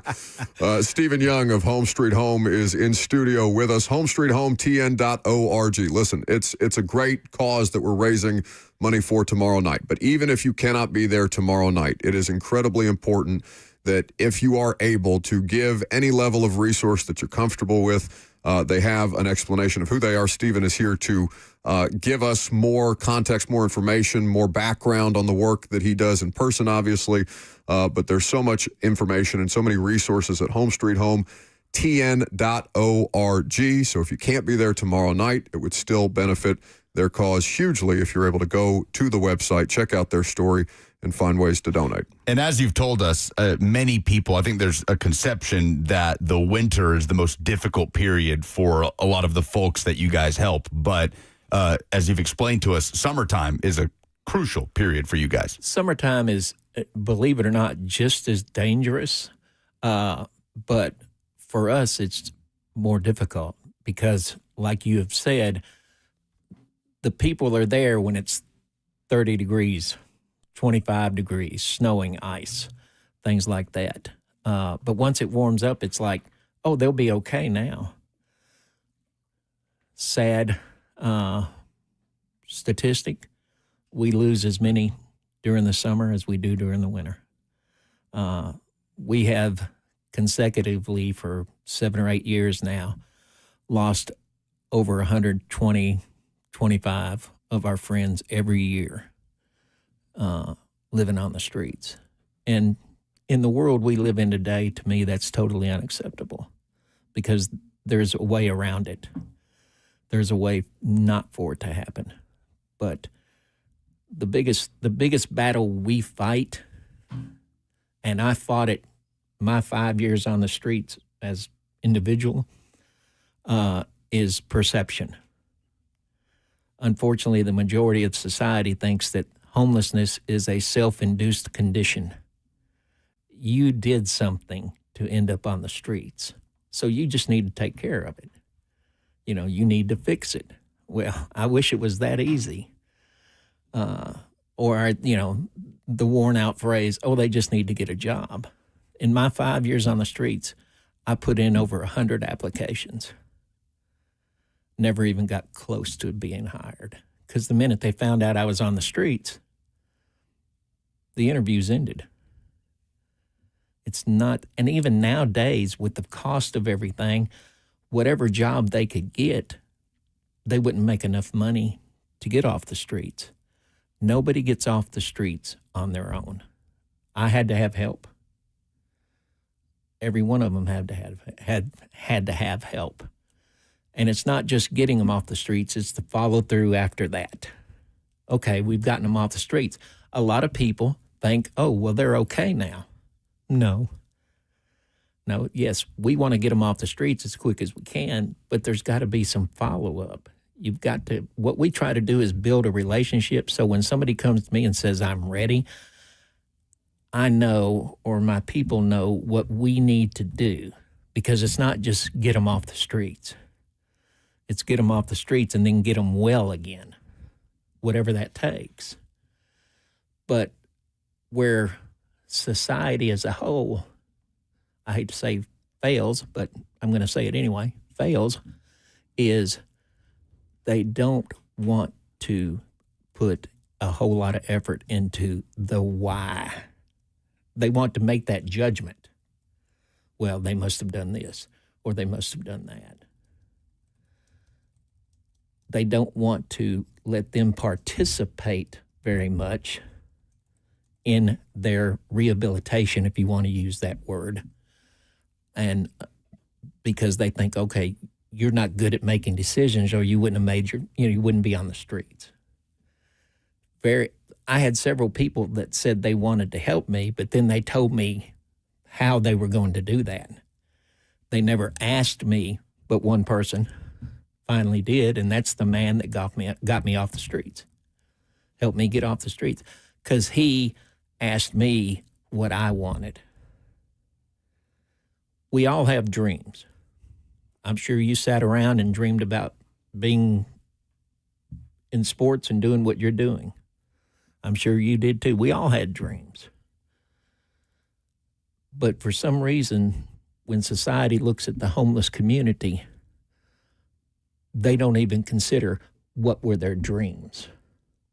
We all had them at one time or another.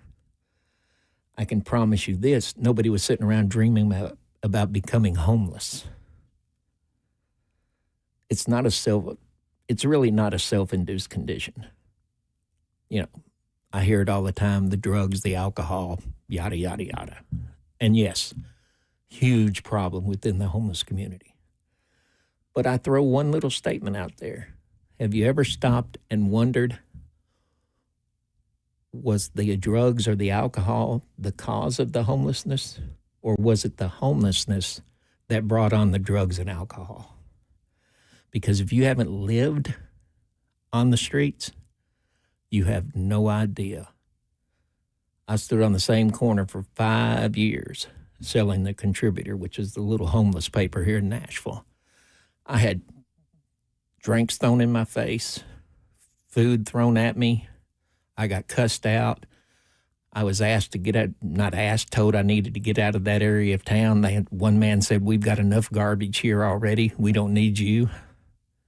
And it just goes on and on. And you eventually get beat down to a point where your desires, your dreams, whatever you thought you wanted to achieve, have just been stomped down so much and ground in so much that you give up. And so when I started Home Street Home 11 years plus now ago, I said, we're going to do what isn't being done. We're going to provide for them, which right now we are the only organization in Nashville that does what we do. There were several when I started this 11 years ago. They've all given up. I refuse to give up. I'm not going to give up. Yes, we work with getting them moving forward, but I've also told people they have to survive until that opportunity comes or that time comes for them. And that can take, for some, a few months. For others, it can take years. I was out there for 5 years. I know some that have been out there 10, 15, 20 years. And groups and organizations and churches and all, they've given up on them. But I sat there and said, we don't give up. We got a man that had been on the streets for 30 years. That everybody here in Nashville had given, all the organizations, they kept telling me, you're not going to do him any good. He don't care. He's right where he wants to be. First time I met him, I thought, they may be right. He basically just told me to hit the road, but he didn't use those kind of words. Sure. FCC safe. Yes, FCC safe. And but one day he looked at me and he said, you're not going to give up, are you? And I said, no. He said, well, you're either the most stubborn blank or the dumbest blank. And I said, well, probably guilty on all charges. But a few months later, as he finally let me sit down with him when I visited, and we had talks, and I found out his story. And one day he said, I'm ready.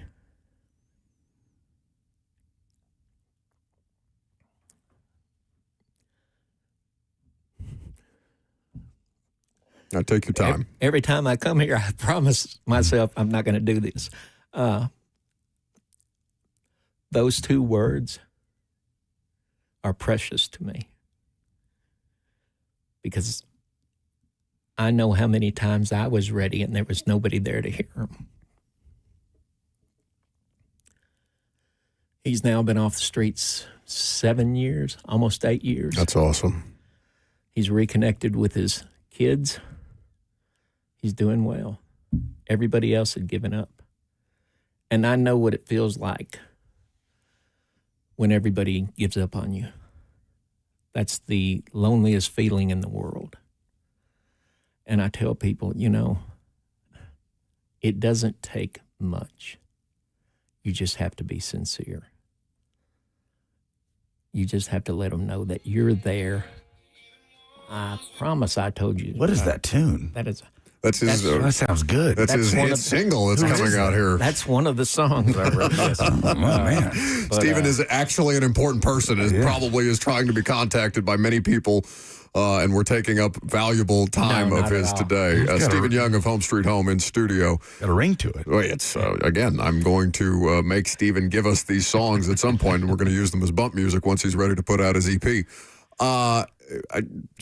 Not to interrupt where you were heading, but just because I want to talk about the success stories, because Yes. the way that those pay off, because what you mentioned there about reconnecting with family and children and all these different things, like the huge amount of ripple effects, Stephen, that you guys help facilitate by giving people an opportunity to not just change their lives, but also to help impact those who may have been hurt by their respective paths, and how these things have crossed over, just how many different levels there are to the kind of work that you guys are doing. It's just such an incredibly important and fragile thing. And I have to imagine that as tough as the physical toll can be on you guys and your team, just being out there in the field every day. We're talking about the homeless community who are living in the elements. Stephen and his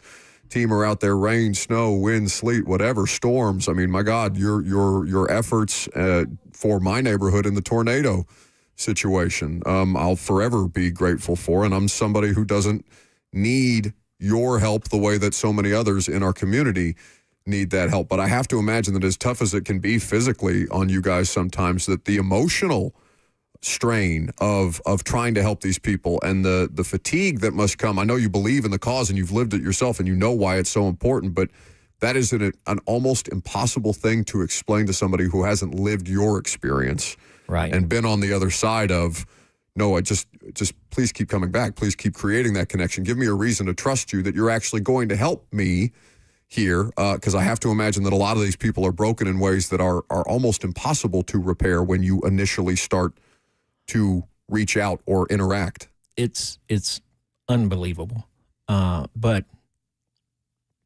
it's so worth it. And I'm not going to sit there and say that there's not days I don't get home and go, am I really making a difference? Sure. Or I'm just tired, or,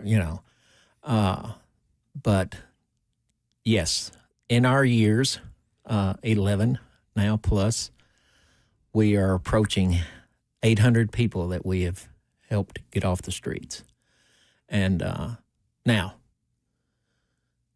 the success rate once you get off, I'm honest. I don't pull any punches with anybody. But one of the things I'm the most proud of is 87% of them are still off the streets, which is unheard of, because we don't call them clients. We call them our friends. And I let new people, when I say, look, when we first meet, I'm your friend. I want to be your friend. And if you'll let me, we'll do everything we can. But I also am very real with them. I know the ones who have the drug problems. I know the ones who have the alcohol problems. I know the ones who have come from an abusive background. Especially I know those because I came from a very abusive background. And we don't get into a deep conversation about that until we build their trust. And the looks I see on people when I speak, or just individually, and I say, look, here, if you really want to help them, here's the first thing you have to do. You have to earn their trust, and you have to earn their respect. And you would be surprised how many people would say, well, wait a minute, isn't that backwards? Don't they have to earn our trust and our respect? And I said, no, they don't. And the reason they don't is because the way society treats them. Society has driven them to that point of distrust and no respect. So when you can make that happen, when you can convince them that we're there, no matter how many times they mess up. I've had them get right in my face and scream at me, yell at me, cuss me, never had a hand laid on me. But when I go back, give me a hug. And we're sorry. I said, don't be sorry. It's okay. And that's how we've gotten them into rehab. Hundreds into rehab successfully. That has worked for the overwhelming majority. reconnected with family, which was big for me because I was never able to reconnect with my family at all. So the success we see is just unbelievable because I've seen them, like the story I told you earlier, I've seen them come from that point of get out of my face, leave me alone, I don't believe you, to thriving. And they can really thrive. I get texts, phone calls, emails from people that have gotten off the streets and I haven't talked to them in a couple of years, 3 or 4 years, 5 years. And all of a sudden they reach out, hey, I'm getting married, or hey, I finally got the job of my dreams, or I got this promotion, or I reconnected with my daughter, my son, my mother, my father. That's what it's all about. When I started this, a couple of things. One, I wanted to do what wasn't being done because having lived it for 5 years, I knew what wasn't being done. I said, so we're going to do that. And the first thing we were going to do was make sure they survived. We give out an average of 10 plus tons of food to the people living on the streets of Nashville each and every year because I'm going to make sure they eat. They're going to have at least one meal a day because it's not easy for them to go and find it sometimes. The people that live on the outer areas of Nashville, you know, I've told you this before, downtown there's a lot of places for them to go eat. If they're living out like me, which was out in Nolensville Road, Old Acre Boulevard area, there was no church or anything else out there that was serving meals to the homeless. So that was number one. Number two was we were going to treat them with respect, with dignity, and it didn't matter why they were out there. We could care less. We were going to treat them as we wanted to be treated. We were going to earn their respect. And we were also going to give them respect, whether or not they respected us in the beginning. And the third thing was this. They were going to be not a project, not, gee, I want to get a T-shirt, or look what I did and here's my T-shirt to prove it. They were going to know that we were sincere and serious. And when we say they are our friends and part of our family, I don't care how long it takes us to convince them of that. That's what we were going to do. And when I had my stroke a few years back, the response from the homeless community was unbelievable. They were we live in Hermitage, they were taking buses from downtown Nashville to Hermitage and showing up at our front door knocking, you know, and it was just amazing. And now that they know that Miss Andy's not doing well, she's got literally hundreds. And a lot of people don't understand. I tell people, I said, look, don't go into a homeless camp with a Bible and get into a discussion about the Bible thinking you know more than they do, because I can promise you a lot of them have it memorized from cover to cover. So if I could say anything to the public is, you know, don't look at them for what they are now. Look at them and ask why they are there.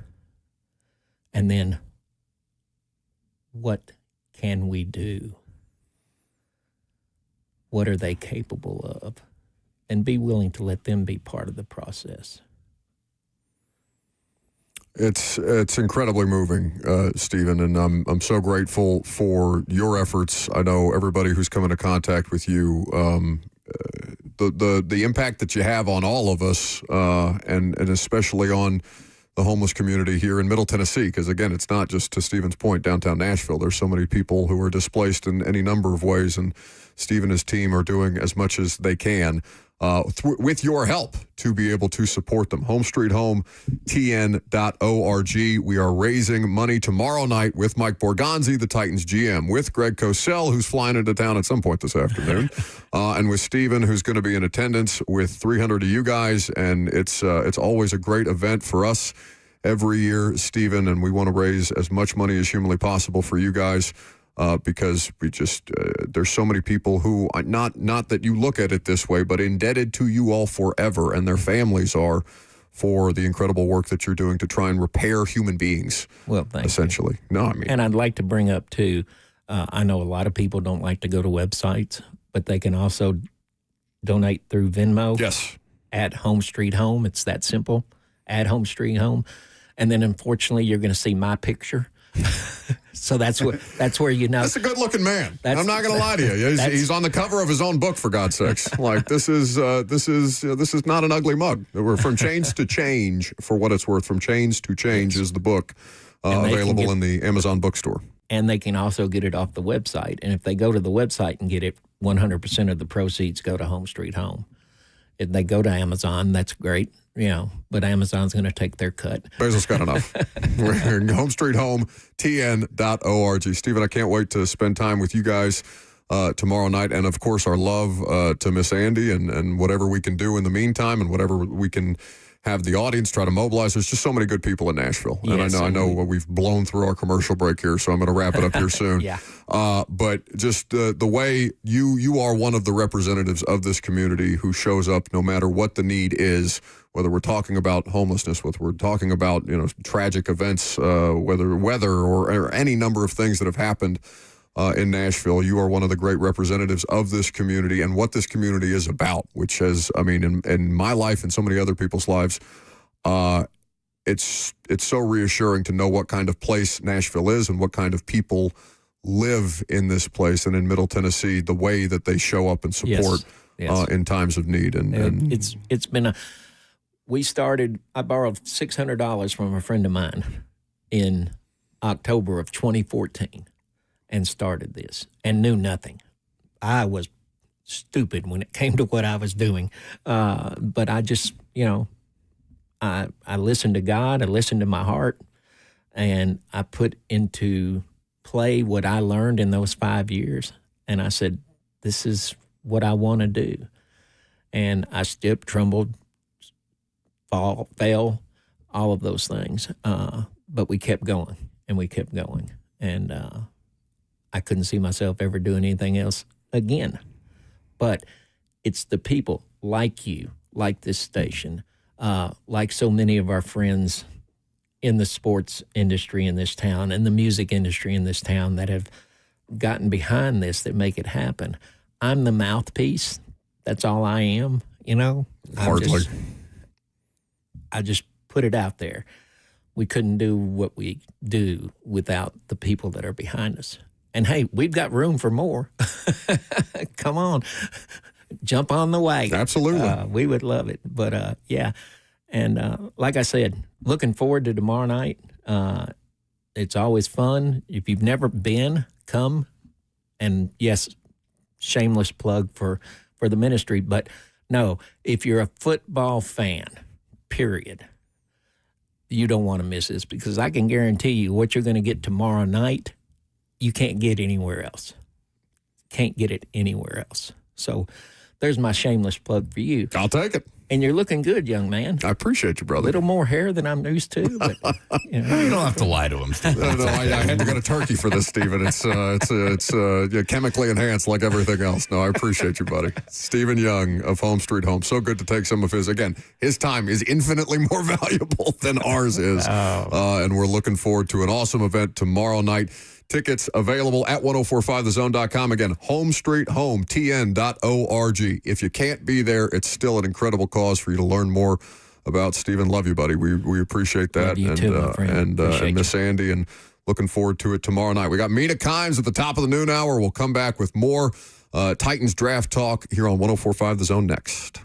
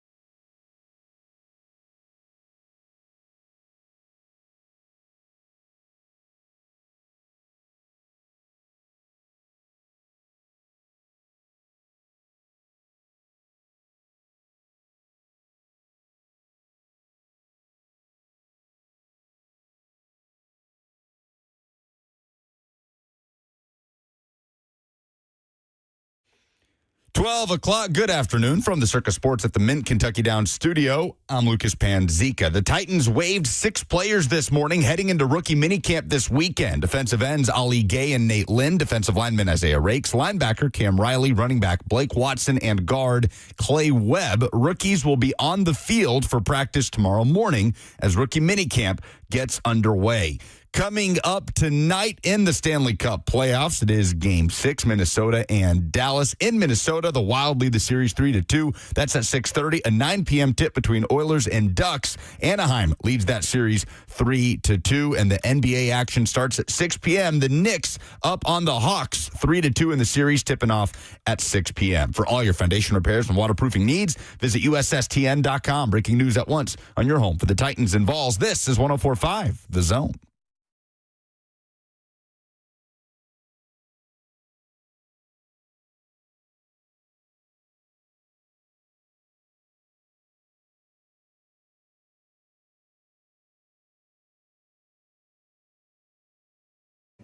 Well, that was incredibly awesome to have Stephen Young of Home Street Home in to talk about what we're raising money for tomorrow night with Mike Borgonzi, Titans GM, with Greg Cosell of NFL Film. Speaking of people who are doing great work and raising money for charitable causes, Mina Kimes of ESPN has been out here dominating Celebrity Jeopardy.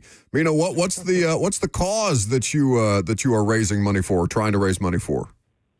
I play for CELA, which is a neighborhood homeless coalition here in Los Angeles, does incredible work in East LA, and just honored to have the chance to raise money for them. My next episode is May 12th, Tuesday, May 12th. So Jeopardy fans, I'll be playing then. Did you look at the competition this year and size them up and say, yeah, I'm gonna dust these fools, like they got no shot? I don't know about that, but in the semifinals, I do go up against a friend and former coworker, Katie Nolan. Okay. Anyone who's familiar with her work, she's very good at Jeopardy. She made it to the finals her season, so it's a good game. So not just Celebrity Jeopardy. You can check out the Mina Kimes show with Lenny, who is not with us today on the radio show, but always there in spirit. And, of course, NFL Live, one of the best, if not the best, daily NFL program going on right now with a great cast, including Mina, and so many other people making you smarter about the football season and the draft. All right, you were on the Carnell Tate boat or bandwagon before anybody else was for Tennessee. Clearly, ball knower Mina Kimes, explain why you liked the fit on the front end and why you were glad to see them do it on the back end.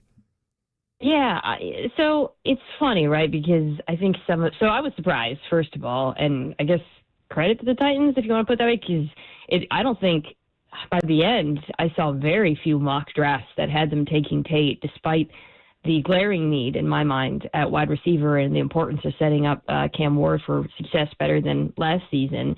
But, you saw Love, you saw Styles, you saw Reese, very little Tate. So I think that maybe was what took a lot of folks by surprise, just the lack of smoke around it. But I think the more you sit back and take it in, the more it makes sense. And I say that as someone who, as you know, Buck, was pretty critical of the idea of taking a running back and Love.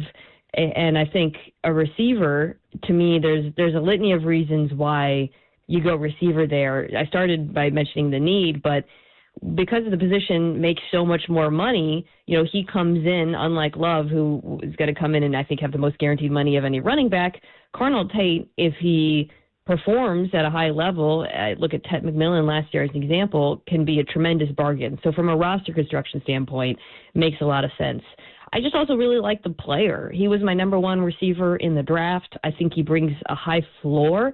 I think there's question marks about the ceiling, which we can get into, but just a guy who we talk about. I've heard some folks say, well, does he have special traits? He doesn't have elite speed or strength.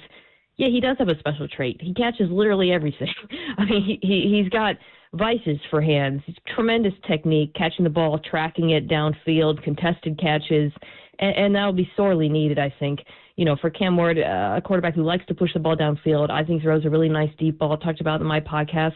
Having a receiver who catches everything downfield is tremendously helpful, and it slots all the rest of the receivers into a better place.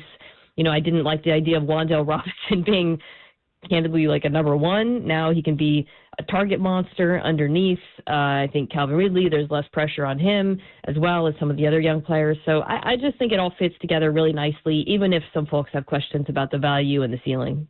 I couldn't possibly, I shouldn't say this so definitively, but I just couldn't possibly care about a value conversation for a team that keeps winning 3 games in back-to-back seasons. You know what I'm saying, Yeah. Mina? Like they just need better football players. And I felt that they accomplished that successfully as a floor-raising exercise in this particular draft. Mina Kimes of ESPN, NFL Live, the Mina Kimes Show featuring Lenny and Celebrity Jeopardy here with us on 104.5 The Zone. Well, the next step naturally for us, Mina, is to sit around and talk about expectations and the sort of line that Carnell Tate has to play above in order for it to be worth the number 4 overall pick. What lens do you view that through? If we're to look back at this 3 years from now, is it more about who Carnell Tate was selected over in this 2026 NFL draft? Is there a certain barometer that you feel like needs to be met for a receiver drafted at 4 overall in any draft? Or do we simply get too caught up in those things and we just need to sit back and see how he impacts this offense before even having those discussions? Yeah, I think when a receiver's taken that high, the perception is he has to be a top 10 receiver, top 15 maybe in the NFL, right? And I think there's reasonable questions about whether Tate hits that. But I would argue that for this team, for this pick to be a success, he doesn't actually have to be one of the 10 best receivers in football. He just has to be really good. Because if Cam Ward doesn't take a step this year, then the organization is going to be set backwards. And like the importance of him having success, the quarterback, and setting him up for success is magnified in this team versus another team. So I would say like a receiver for the Titans is more valuable than a receiver for a team like the Giants, who were picking, right after them. So I just think, or the Cardinals, by the way, who don't even have a quarterback. So I think, what would constitute for me Cam Ward being a successful draft pick isn't him being one of the best receivers in the NFL, despite where he's being picked. It's him helping Cam Ward continue developing so that you as an organization feel good about the progression of your quarterback. Is there anything else about the Titans offseason, free agency included, that has especially caught your eye? Outside of Carnell Tate with the number 4 overall pick that you mentioned was a surprise to you, is there anything else that you kind of fixate on in this build under Mike Borgonzi and how they're doing things? I think just looking at not just the picks, but sort of the free agents that they brought in particular, the thing that strikes me is Robert Saleh's influence on this roster, right? I mean, and Daboll as well, but like you're seeing so many familiar faces from past places. Ooh, that rhymes. Or guys that, really are being brought in for his defensive scheme. And then I think offensively, Daboll guys. And I think that's interesting because this is a team that, is in transition. And obviously with the new head coach, that's not always the case, guys. Sometimes the coach comes in and it doesn't seem like it's obvious that the GM is steering the ship. And I'm not saying Borgonzi's not.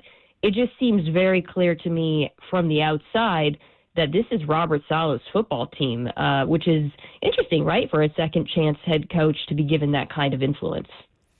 Did you just workshop a new title for the podcast on here? Because I'm looking at your last two. The Jadarian Price is Right is a dad joke that is just Jim Wyatt, if you're familiar with him here in Tennessee, would make very proudly. Reese and Desist was a personal favorite here in the last couple of weeks.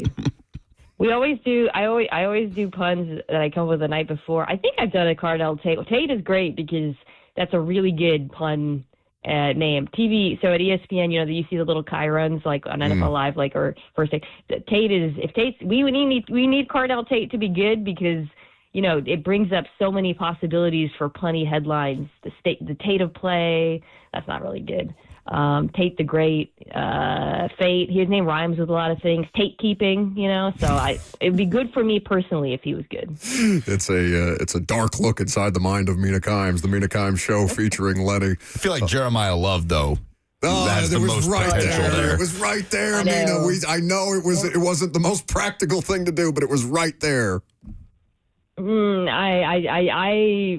plant my flag here. I think this was the better move. I really do. I think Reese was the bigger debate for me than Love, to be honest. Mina Kimes of ESPN here with us on 104.5 The Zone.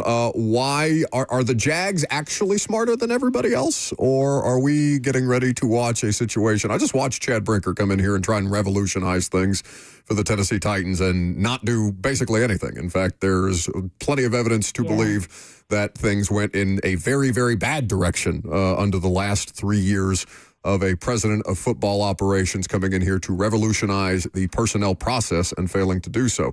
James Gladstone is a fascinating figure to me on a number of fronts because I could have made an argument, Mina, for him for executive of the year last year if I wanted to. Yeah, but was it really stuff he did? I don't know. Like Travis Hunter trade, did it really bear fruit? Well, I guess the trade for Jacoby Myers was really, really helpful, obviously. So I do want to give him some credit. So here's the thing, when you have a GM who goes off consensus, which is, of course, a very hot topic of debate these days, or it's not, of course. If you're on the internet, and I'm sorry, and you've seen that, then it is been. But it can go a number of ways. You either can, like Brad Holmes obviously had success going off consensus for a couple of years, and that's the best case. But there's also a lot of examples of GMs who have been a little bit willing to go their own path and it hasn't worked out. I would point to Seattle as an example, by the way. Right now, they're getting a lot of love and flowers. Just won the Super Bowl. Draft picks have worked out. But for 5 years, John Schneider really was drafting surprising picks in the end of the first and second round, and most of them didn't work. He had a pretty rough stretch of drafting. I would say the difference is he had the institutional credit, equity, right? Because he had already won the Super Bowl. He had drafted so well before that. Whereas Gladstone's coming in and he's the new guy and he looks very young, and that always invites scrutiny too. Sure. So I do think there's a lot of pressure on him, and that pressure is amplified because he's gone out on an island with some of these picks. Speaking of picks, the latest Mina Kimes show has Lance Zierlein and Mina going through their most intriguing picks from this year's draft. Obviously, we want people to tune into the Mina Kimes show featuring Lenny to discover all of these picks that you found most intriguing, the 20 most intriguing picks. But were there any in particular that jumped out to you that you think are worth sharing with the audience here? Ooh, well, so we did discuss Carnell Tate at length, so Titans fans go check that out, which is definitely the highest.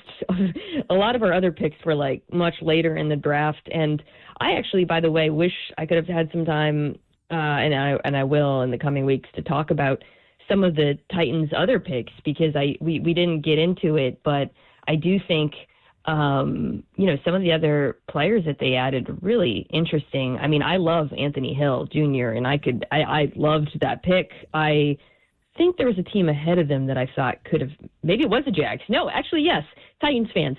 When we talked about the Jags, I talked about the fact that I thought they should have taken Anthony Hill Jr. So go check that out if you want to feel superior to Jacksonville, because I think he's a really good player and a really great fit for Saleh, who's got such a history with linebackers too, right? So you feel really good about that. But yeah, I think that, so go check out the Titans talk over there. We did talk about the Colts taking A.J. Halsey, who's a player I like a lot, safety out of LSU. That was a pick I liked in the division. But yeah, I think the Titans, it's funny because I think the Titans draft might be flying under the radar a little bit. Falk's more developmental, but I know a lot of folks who are really excited about him, and I do like the fit. Was there anyone that left you scratching your head over the weekend? It can be a particular pick, whether in the first round or later, or a team's overall haul that just has you coming away feeling slightly confused about the approach.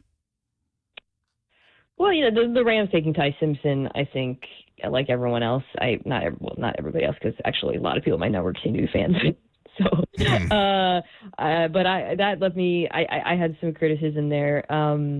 For me too, it wasn't just the opportunity cost, because that seems to be the real focus, right? Like the Rams, why didn't they take a receiver who could help them win immediately? And I do think that's worth talking about. For me, it was just more about the players. They are on an island here, right? The only other team I think that we've really heard has interest is the Arizona Cardinals, and they were clearly not willing to, fight for him. So it's a bold move in that way. Forget the timeline, forget the player. The Rams are saying, we believe in this player a lot more than the rest of the league. And I think that's pretty bold. Wouldn't be my pick, but that one. And then I think, in the NFC West too, generally, talked about I think the Cardinals taking Love was frankly not. It just makes no sense to me at all. I mean, forget the Titans, right? Like, you take a running back before you got a quarterback. That's wild to me. And then the Niners, I thought, had a lot of really kind of out there picks, but that's been their tendency recently. When you texted me saying that you better pray Arizona does it, I didn't think they'd actually do it. I really didn't. I didn't either, man. It started heating up like right before the draft, and I was like, "This is like what? What are we really like?" Because are you and Jeremiah? Are you a running back away from competing in the NFC West? You know what I mean? Like I just. She says smugly as a defending Super Bowl champion. What's the Tim Robinson? Like, that'll do it. Yeah. It's right though. I mean, do you guys disagree? Like, you. Oh look no, at God! I mean, it's a terribly difficult division. And you know, I went back and forth with Titans fans a lot about how much having the running back helps the quarterback. Here's the thing: when you look at every young quarterback who's made the leap, year 1, year 2, year 3, it's very hard to find examples where it's because they're running back. And if it's the run game, it's because they had an elite offensive line. Every single example over the last 10 years, 15 years, quarterbacks. Most often, they got a receiver who was a stud. And I think that's what Tennessee's hoping for here. Are you on TV today? I am. I'm doing NFL Live at 1. We are talking about Carnell Tate, actually. So okay. This has been a good warm-up. I'm on with Andrew Hawkins, who also loves the pick, loves the player. So Titans fans, tune in, check it out. Mina, we appreciate your time as always. It was good to see you at the Combine, and I'm sure we'll touch base at some point this season. Always good to catch up, Buck. Take care. That is Mina Kimes of ESPN. You can check out the Mina Kimes Show featuring Lenny and NFL Live later this afternoon. She has been adamant about the value of the receiver in this conversation. And again, even watching Arizona do it, because I'm sure just as many people were as confused. Who is that going to be the pick that we hyper-focus on most this year as to, okay, is it actually going to help them the way that needs to help them with the kind of roster needs that they have? Like, who's going to be the most over-scrutinized player in the first round this year? The entire first round? Because you could say Mendoza, but there's a world in which we don't see Mendoza this season, right? With Kirk Cousins?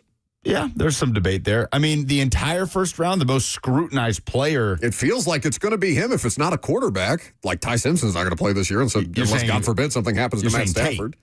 No, I'm saying Love. Oh, Love. Yes, but would you call Genty scrutinized last year, or was it overwhelming? Look at what he's surrounded by. It became more about, okay, well, Chip Kelly is leaving in the middle of this, or getting fired in the middle of the season, or towards the end of the season, and their offensive line is borderline not pro caliber in any way, shape, or form. Like, it did become about, did the Raiders make a terrible mistake on Ashton Genty because of what the roster was? Yeah, it's interesting that we're in back-to-back years. As every year we get deeper into this conversation and running back value appears to decrease, yet back-to-back years where we've had top 6 picks be running backs to bad teams that have needs everywhere. Somebody in the YouTube chat says they drafted Love, a guard, and Beck in the first 3 rounds. How is that bad? I don't think anybody's super excited about the idea of Carson Beck as your future starting quarterback. That's a flyer at best. That's not Carson Beck is a flyer. He's not a plan. It better not be a plan. Knockdrop says Cards are planning for Manning. I like that. Ooh, that's good. We haven't had a good one in a while. No. What was it for? There wasn't a cool one for Cam Ward, was there? No, it's a hard one to work with.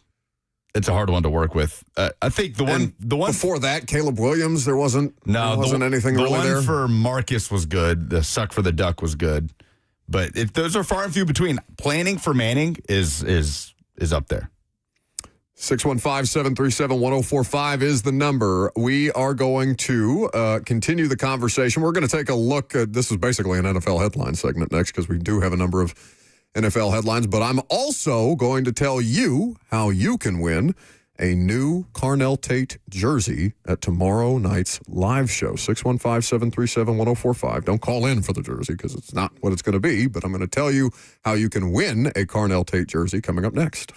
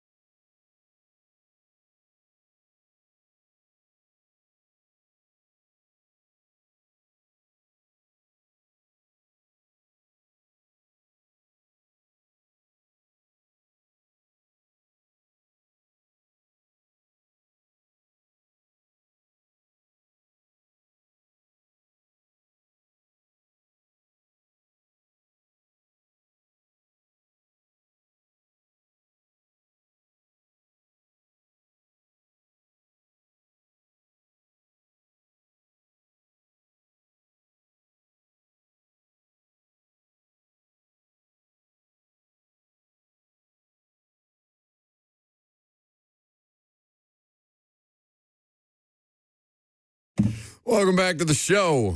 Fueled by Hattie B's Hot Chicken, the best hot chicken in the world. Robert's here. Hey. Hi, buddy. Hey. Happy to be at work. I love work. This is the best part of my day. Yes, sure. Many people are saying. You're here just in time because we're going to play a fun game that I needed you for. Oh, what's the game? The first 5 people who purchase a ticket to the install with Greg Cosell and Mike Borgonzi tomorrow night, made possible by Two Rivers Ford, Hattie B's, Tullamore Dew, Reka Vodka, and Milagro Tequila. Love that Milagro. Also known as Robert's Baba. I love that Baba. The first 5 people to buy tickets to tomorrow's show to benefit Home Street Home, screenshot the receipts and DM them to @Robbie_Walsh. Will be entered to win a new Carnell Tate jersey. Whoa! At the live show tomorrow. Courtesy, again, of Two Rivers Ford and A to Z Sports. Dang! Yes. You talked about this last night. I didn't know I was going to be the arbiter of DMs. Actually, I changed my mind. DM them to me. Robert can't be trusted. It'll be signed by Robert. Right on the front. A Robert Walsh signed. Big B. Really, really big. Big E. Little R. Right, Big right. T. At Buck Rising, REISING is where you can DM your screenshots because Robert can't be trusted with such responsibility. But a new Carnell Tate jersey, we will bring you up on stage, and Two Rivers Ford will present you with the opportunity to win this jersey. So that's pretty cool. So they will get it at the event, or they will order it to the specificity of their size. We will name a winner at the event. They will come on stage. They will be announced as the winner, courtesy of Two Rivers Ford and A to Z Sports. And we will get their dimensions. Nice. Because we do not want to order a jersey that does not fit them. On site. And also, they have practice tomorrow, so we will not know Carnell Tate's jersey number until tomorrow. I will be out there measuring myself. Yes, the width, the circumference. Yes, your bust. Understood. Carnell Tate. Again, this is sober you. I feel like we should ice them. Like, act like we're going to give them something in a box. He's not wearing 17. That belongs to Chimere DK. Unless he wants to buy it off Right. Chimere DK, which would not be the best use of his rookie contract money. Who's got 7? Ooh, Levis is 8. Levis was 7 in college. None of the... Wandale Robinson's wearing 4. I do not believe 7 is open. I know 15 is available for Keldrick Falk. That was his number at Auburn. So perhaps he will don 15. Somebody's got 4. Wandale Robinson. When I think about Tate, how many letters are in Tate?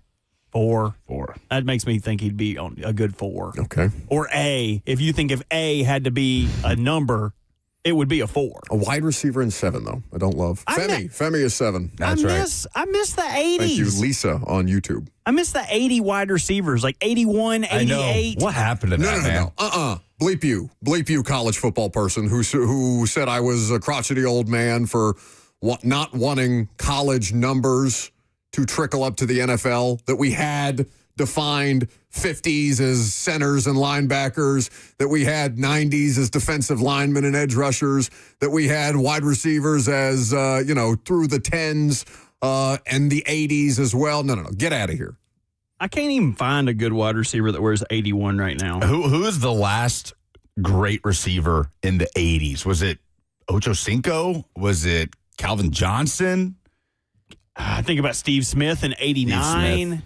89 is such a dope number. The 80s are just cool numbers. Like, yeah, I mean, the tight ends still wear them. yeah, it says Austin Hooper is 81. It's just Right. like, Who says that? Where does that say that? Google AI. For the Titans? No, Goober. I just mean in the NFL, like the whole NFL. Yeah, I don't remember when receivers stopped wearing 80s. Yeah, right when they started letting Femi wear 7. I hate lame. it. I hate it. I'm a grouchy old man about it. It doesn't Antonio bother me Brown, in I college think. football. What? And didn't Antonio Brown wear? He was like 84. Yeah. 84, 81. 84 until he went to the 81 in Tampa. Yeah, he had I thought he had a teens number as well at some point in his tenure. In Tampa, he was 81. He might be the most recent, great wide receiver to be in the 80s. I miss Shame. linebackers wearing 50s too. That's what I'm saying. We ruined it just because we wanted to be cool like college football and let players have their college football number. No. No Fun League. This is the one place where I support the No Fun League. So yes, if you buy a ticket to the install, obviously multiple tickets would mean multiple entries for for the opportunity to win that Carnell Tate jersey at tomorrow night's live show, courtesy of Two Rivers Ford and A to Z Sports at Buck Rising, is where you DM me your receipts for the live show. Of course, we're doing this to raise charity money for an incredible cause in Home Street Home. Robert, I'm sorry that you missed Stephen Young. It was great, as always, to see him and to hear his story. CeeDee Lamb, wearing 88, baby. Oh, yeah. CD is wearing 88. There Makes we go. me feel good. I heard a little bit of Steven, dude. Anytime he comes on, I'm actually glad I wasn't here and I was in my car so I can cry to myself. Like, he kind of makes me, like as you were talking about, humanizes it. If you missed it, it was 11:20, right, that he was in studio. He just makes you want to do more for the community every time he talks. Because you look at how much that person is doing. Right. Yeah, And genuine. you're like, again, we were talking about Coach Mack after he wrapped up his visit with us, and just like he was talking about the genuine care, you have to show people that you're sincere when you're dealing with anybody in life to have an impact on them, especially when you're dealing with something as fragile as trying to rehabilitate people in the homeless community. And there's Robert, I think you said it best when Mac passed, like, genuine care does not come naturally to a lot of people. And Stephen Young is one of those rare people. So we try to do everything that we can to help him and his team, and Miss Andy, of course, who's not in great health, but we're fortunate to call them friends and that they're around the station. Hey, how about your Ravens signing Calais Campbell for his 19th NFL season? Did they? Did we miss that? Yes, dude. Oh, it's the... Do you want to do headlines? When that happened, I mean, we can. Actually, you guys were talking about something earlier in the show that I wanted to chime in on, but I was in the middle of a doctor's office. No, you were... Okay. All right, everybody, just hold on.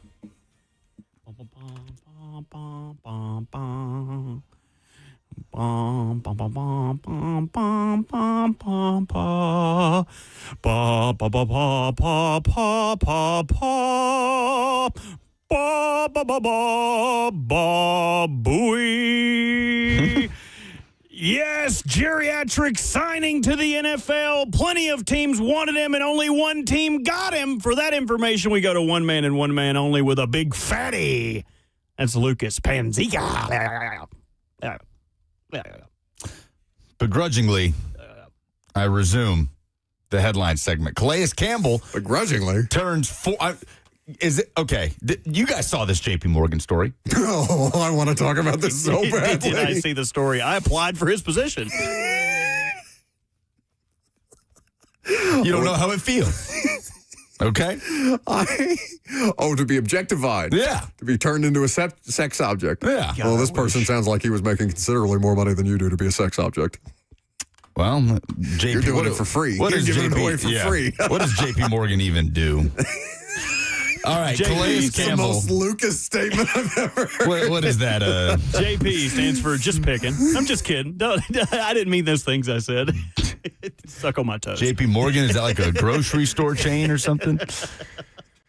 Suck on my toes. Talk about that old man we signed. Calais Campbell turns let's go 40 on September 1st. Oh, God. Before the NFL regular season even kicks off, and he will be donning Ravens purple and black once again as he has been re-signed on a one-year deal. He will partner up with Nnamdi Madubuike, who will likely be coming back from neck surgery in 2026, and Calais Campbell, who just continues to, but there's a lot of guys, honestly. I feel like there's more defensive linemen than ever that just keep defying logic. Not at 40. No, but Cam really, Wake was it's 37 when he signed here, Lucas, and we basically made jokes about him needing a walker. Cam Wake? Wake. Yeah. I mean, it's Calais Campbell and it's Cam Jordan right now that are absolutely defying that at every turn. God. Cam Hayward is getting up there as well. All the C names, but 40 years old. So what's amazing about him is the availability, man, at the age that he's at. He hasn't missed a game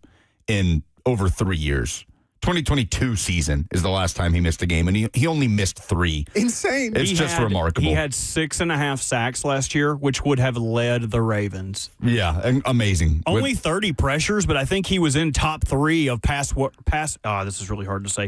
rush win rate on ESPN. He had 9 tackles for loss. Yeah. Dude, they were dropping him into coverage last year. They were still putting him into coverage. That's absurd. For the Cardinals, yeah, he's a freak of nature. Will He's like Anderson says on YouTube, at 40 years old, I started having to put myself down for a nap after gardening. Calais Campbell is out here playing 17 NFL games a season for the last 3 seasons. He has the body of a brontosaurus and the wingspan of a pterodactyl. He is literally a dinosaur.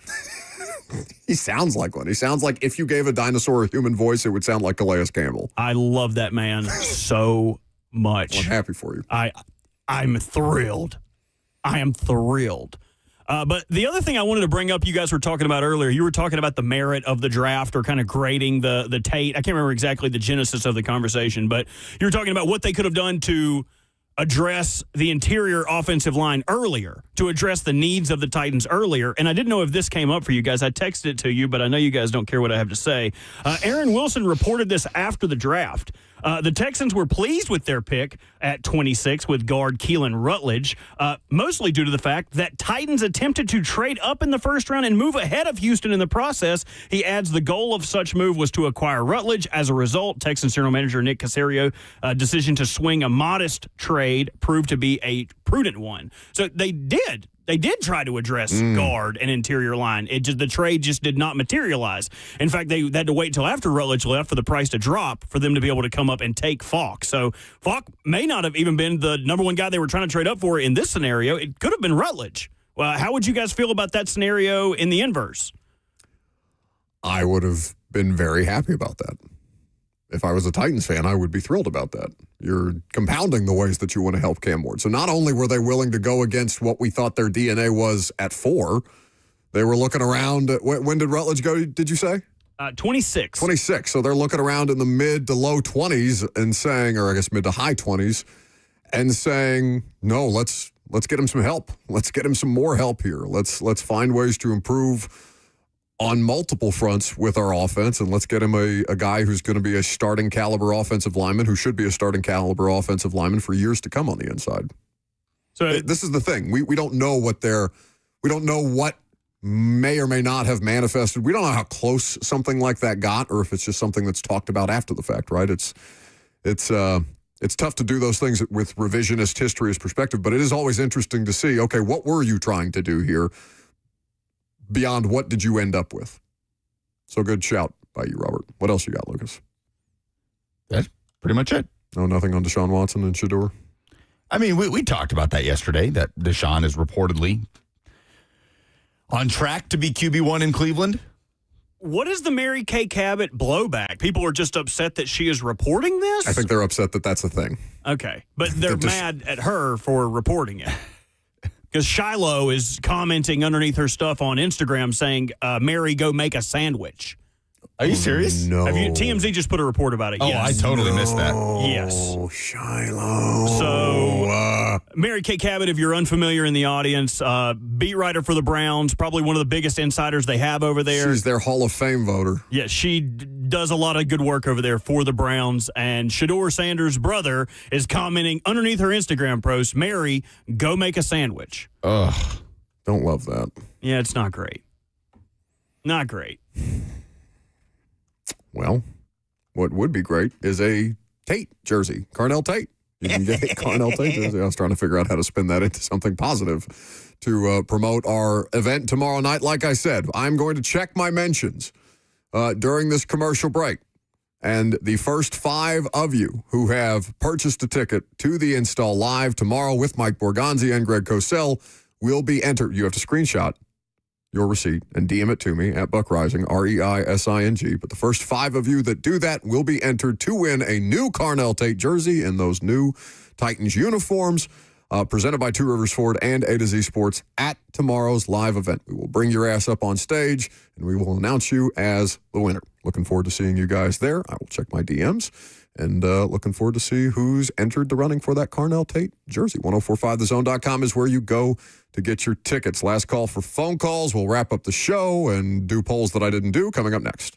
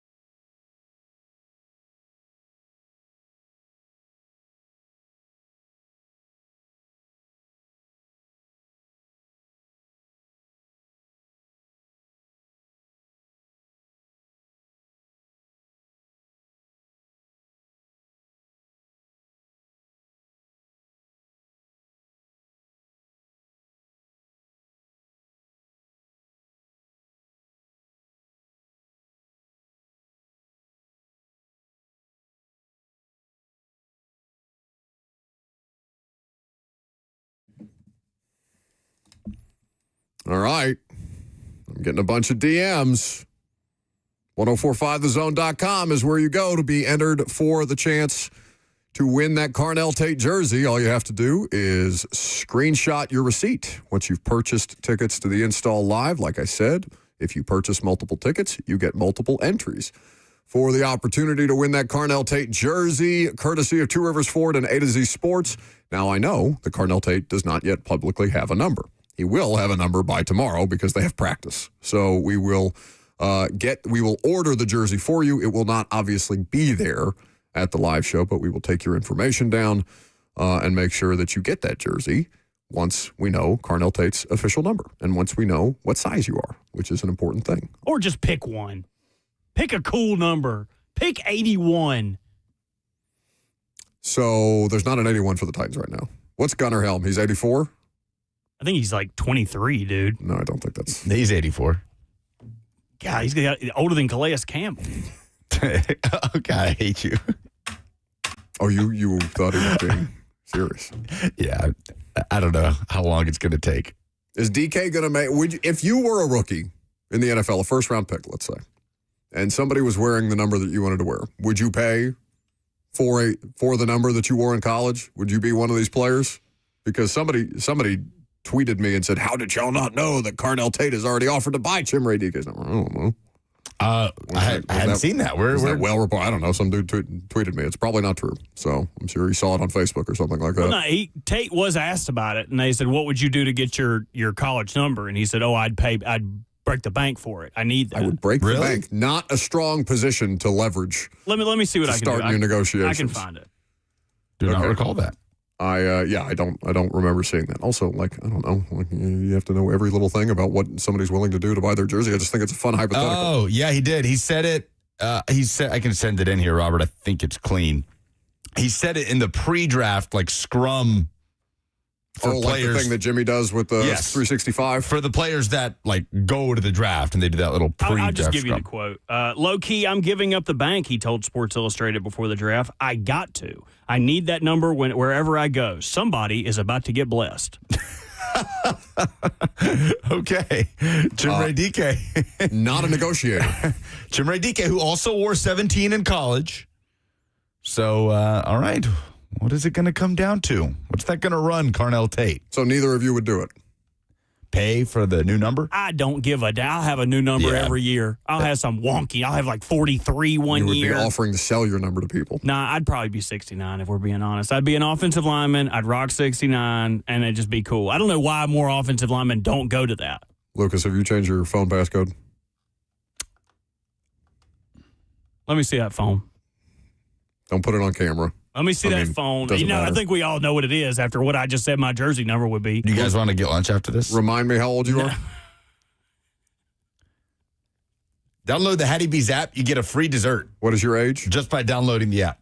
It's better than mine. Mine's like 1111111. What is your age? Same age as Gunnar Helm. Lucas is 30 years old. His phone password is 6969. Easy to remember. And you don't have proof of this. I do. You're 30 years old. 6969 is crazy. Also, we're in a world where you have to have 6 digits. Are you just refusing to update your phone so you can keep 6969 as your passcode? Wait, hang on. Or do you have a third? No, you don't have to have 6 digits. I have 6 digits. My daggum face keeps opening mine up. Quit looking at me. So 369s was too far. Just the 2. He likes to mix it up. The last one's a 9-6. Just nothing to say.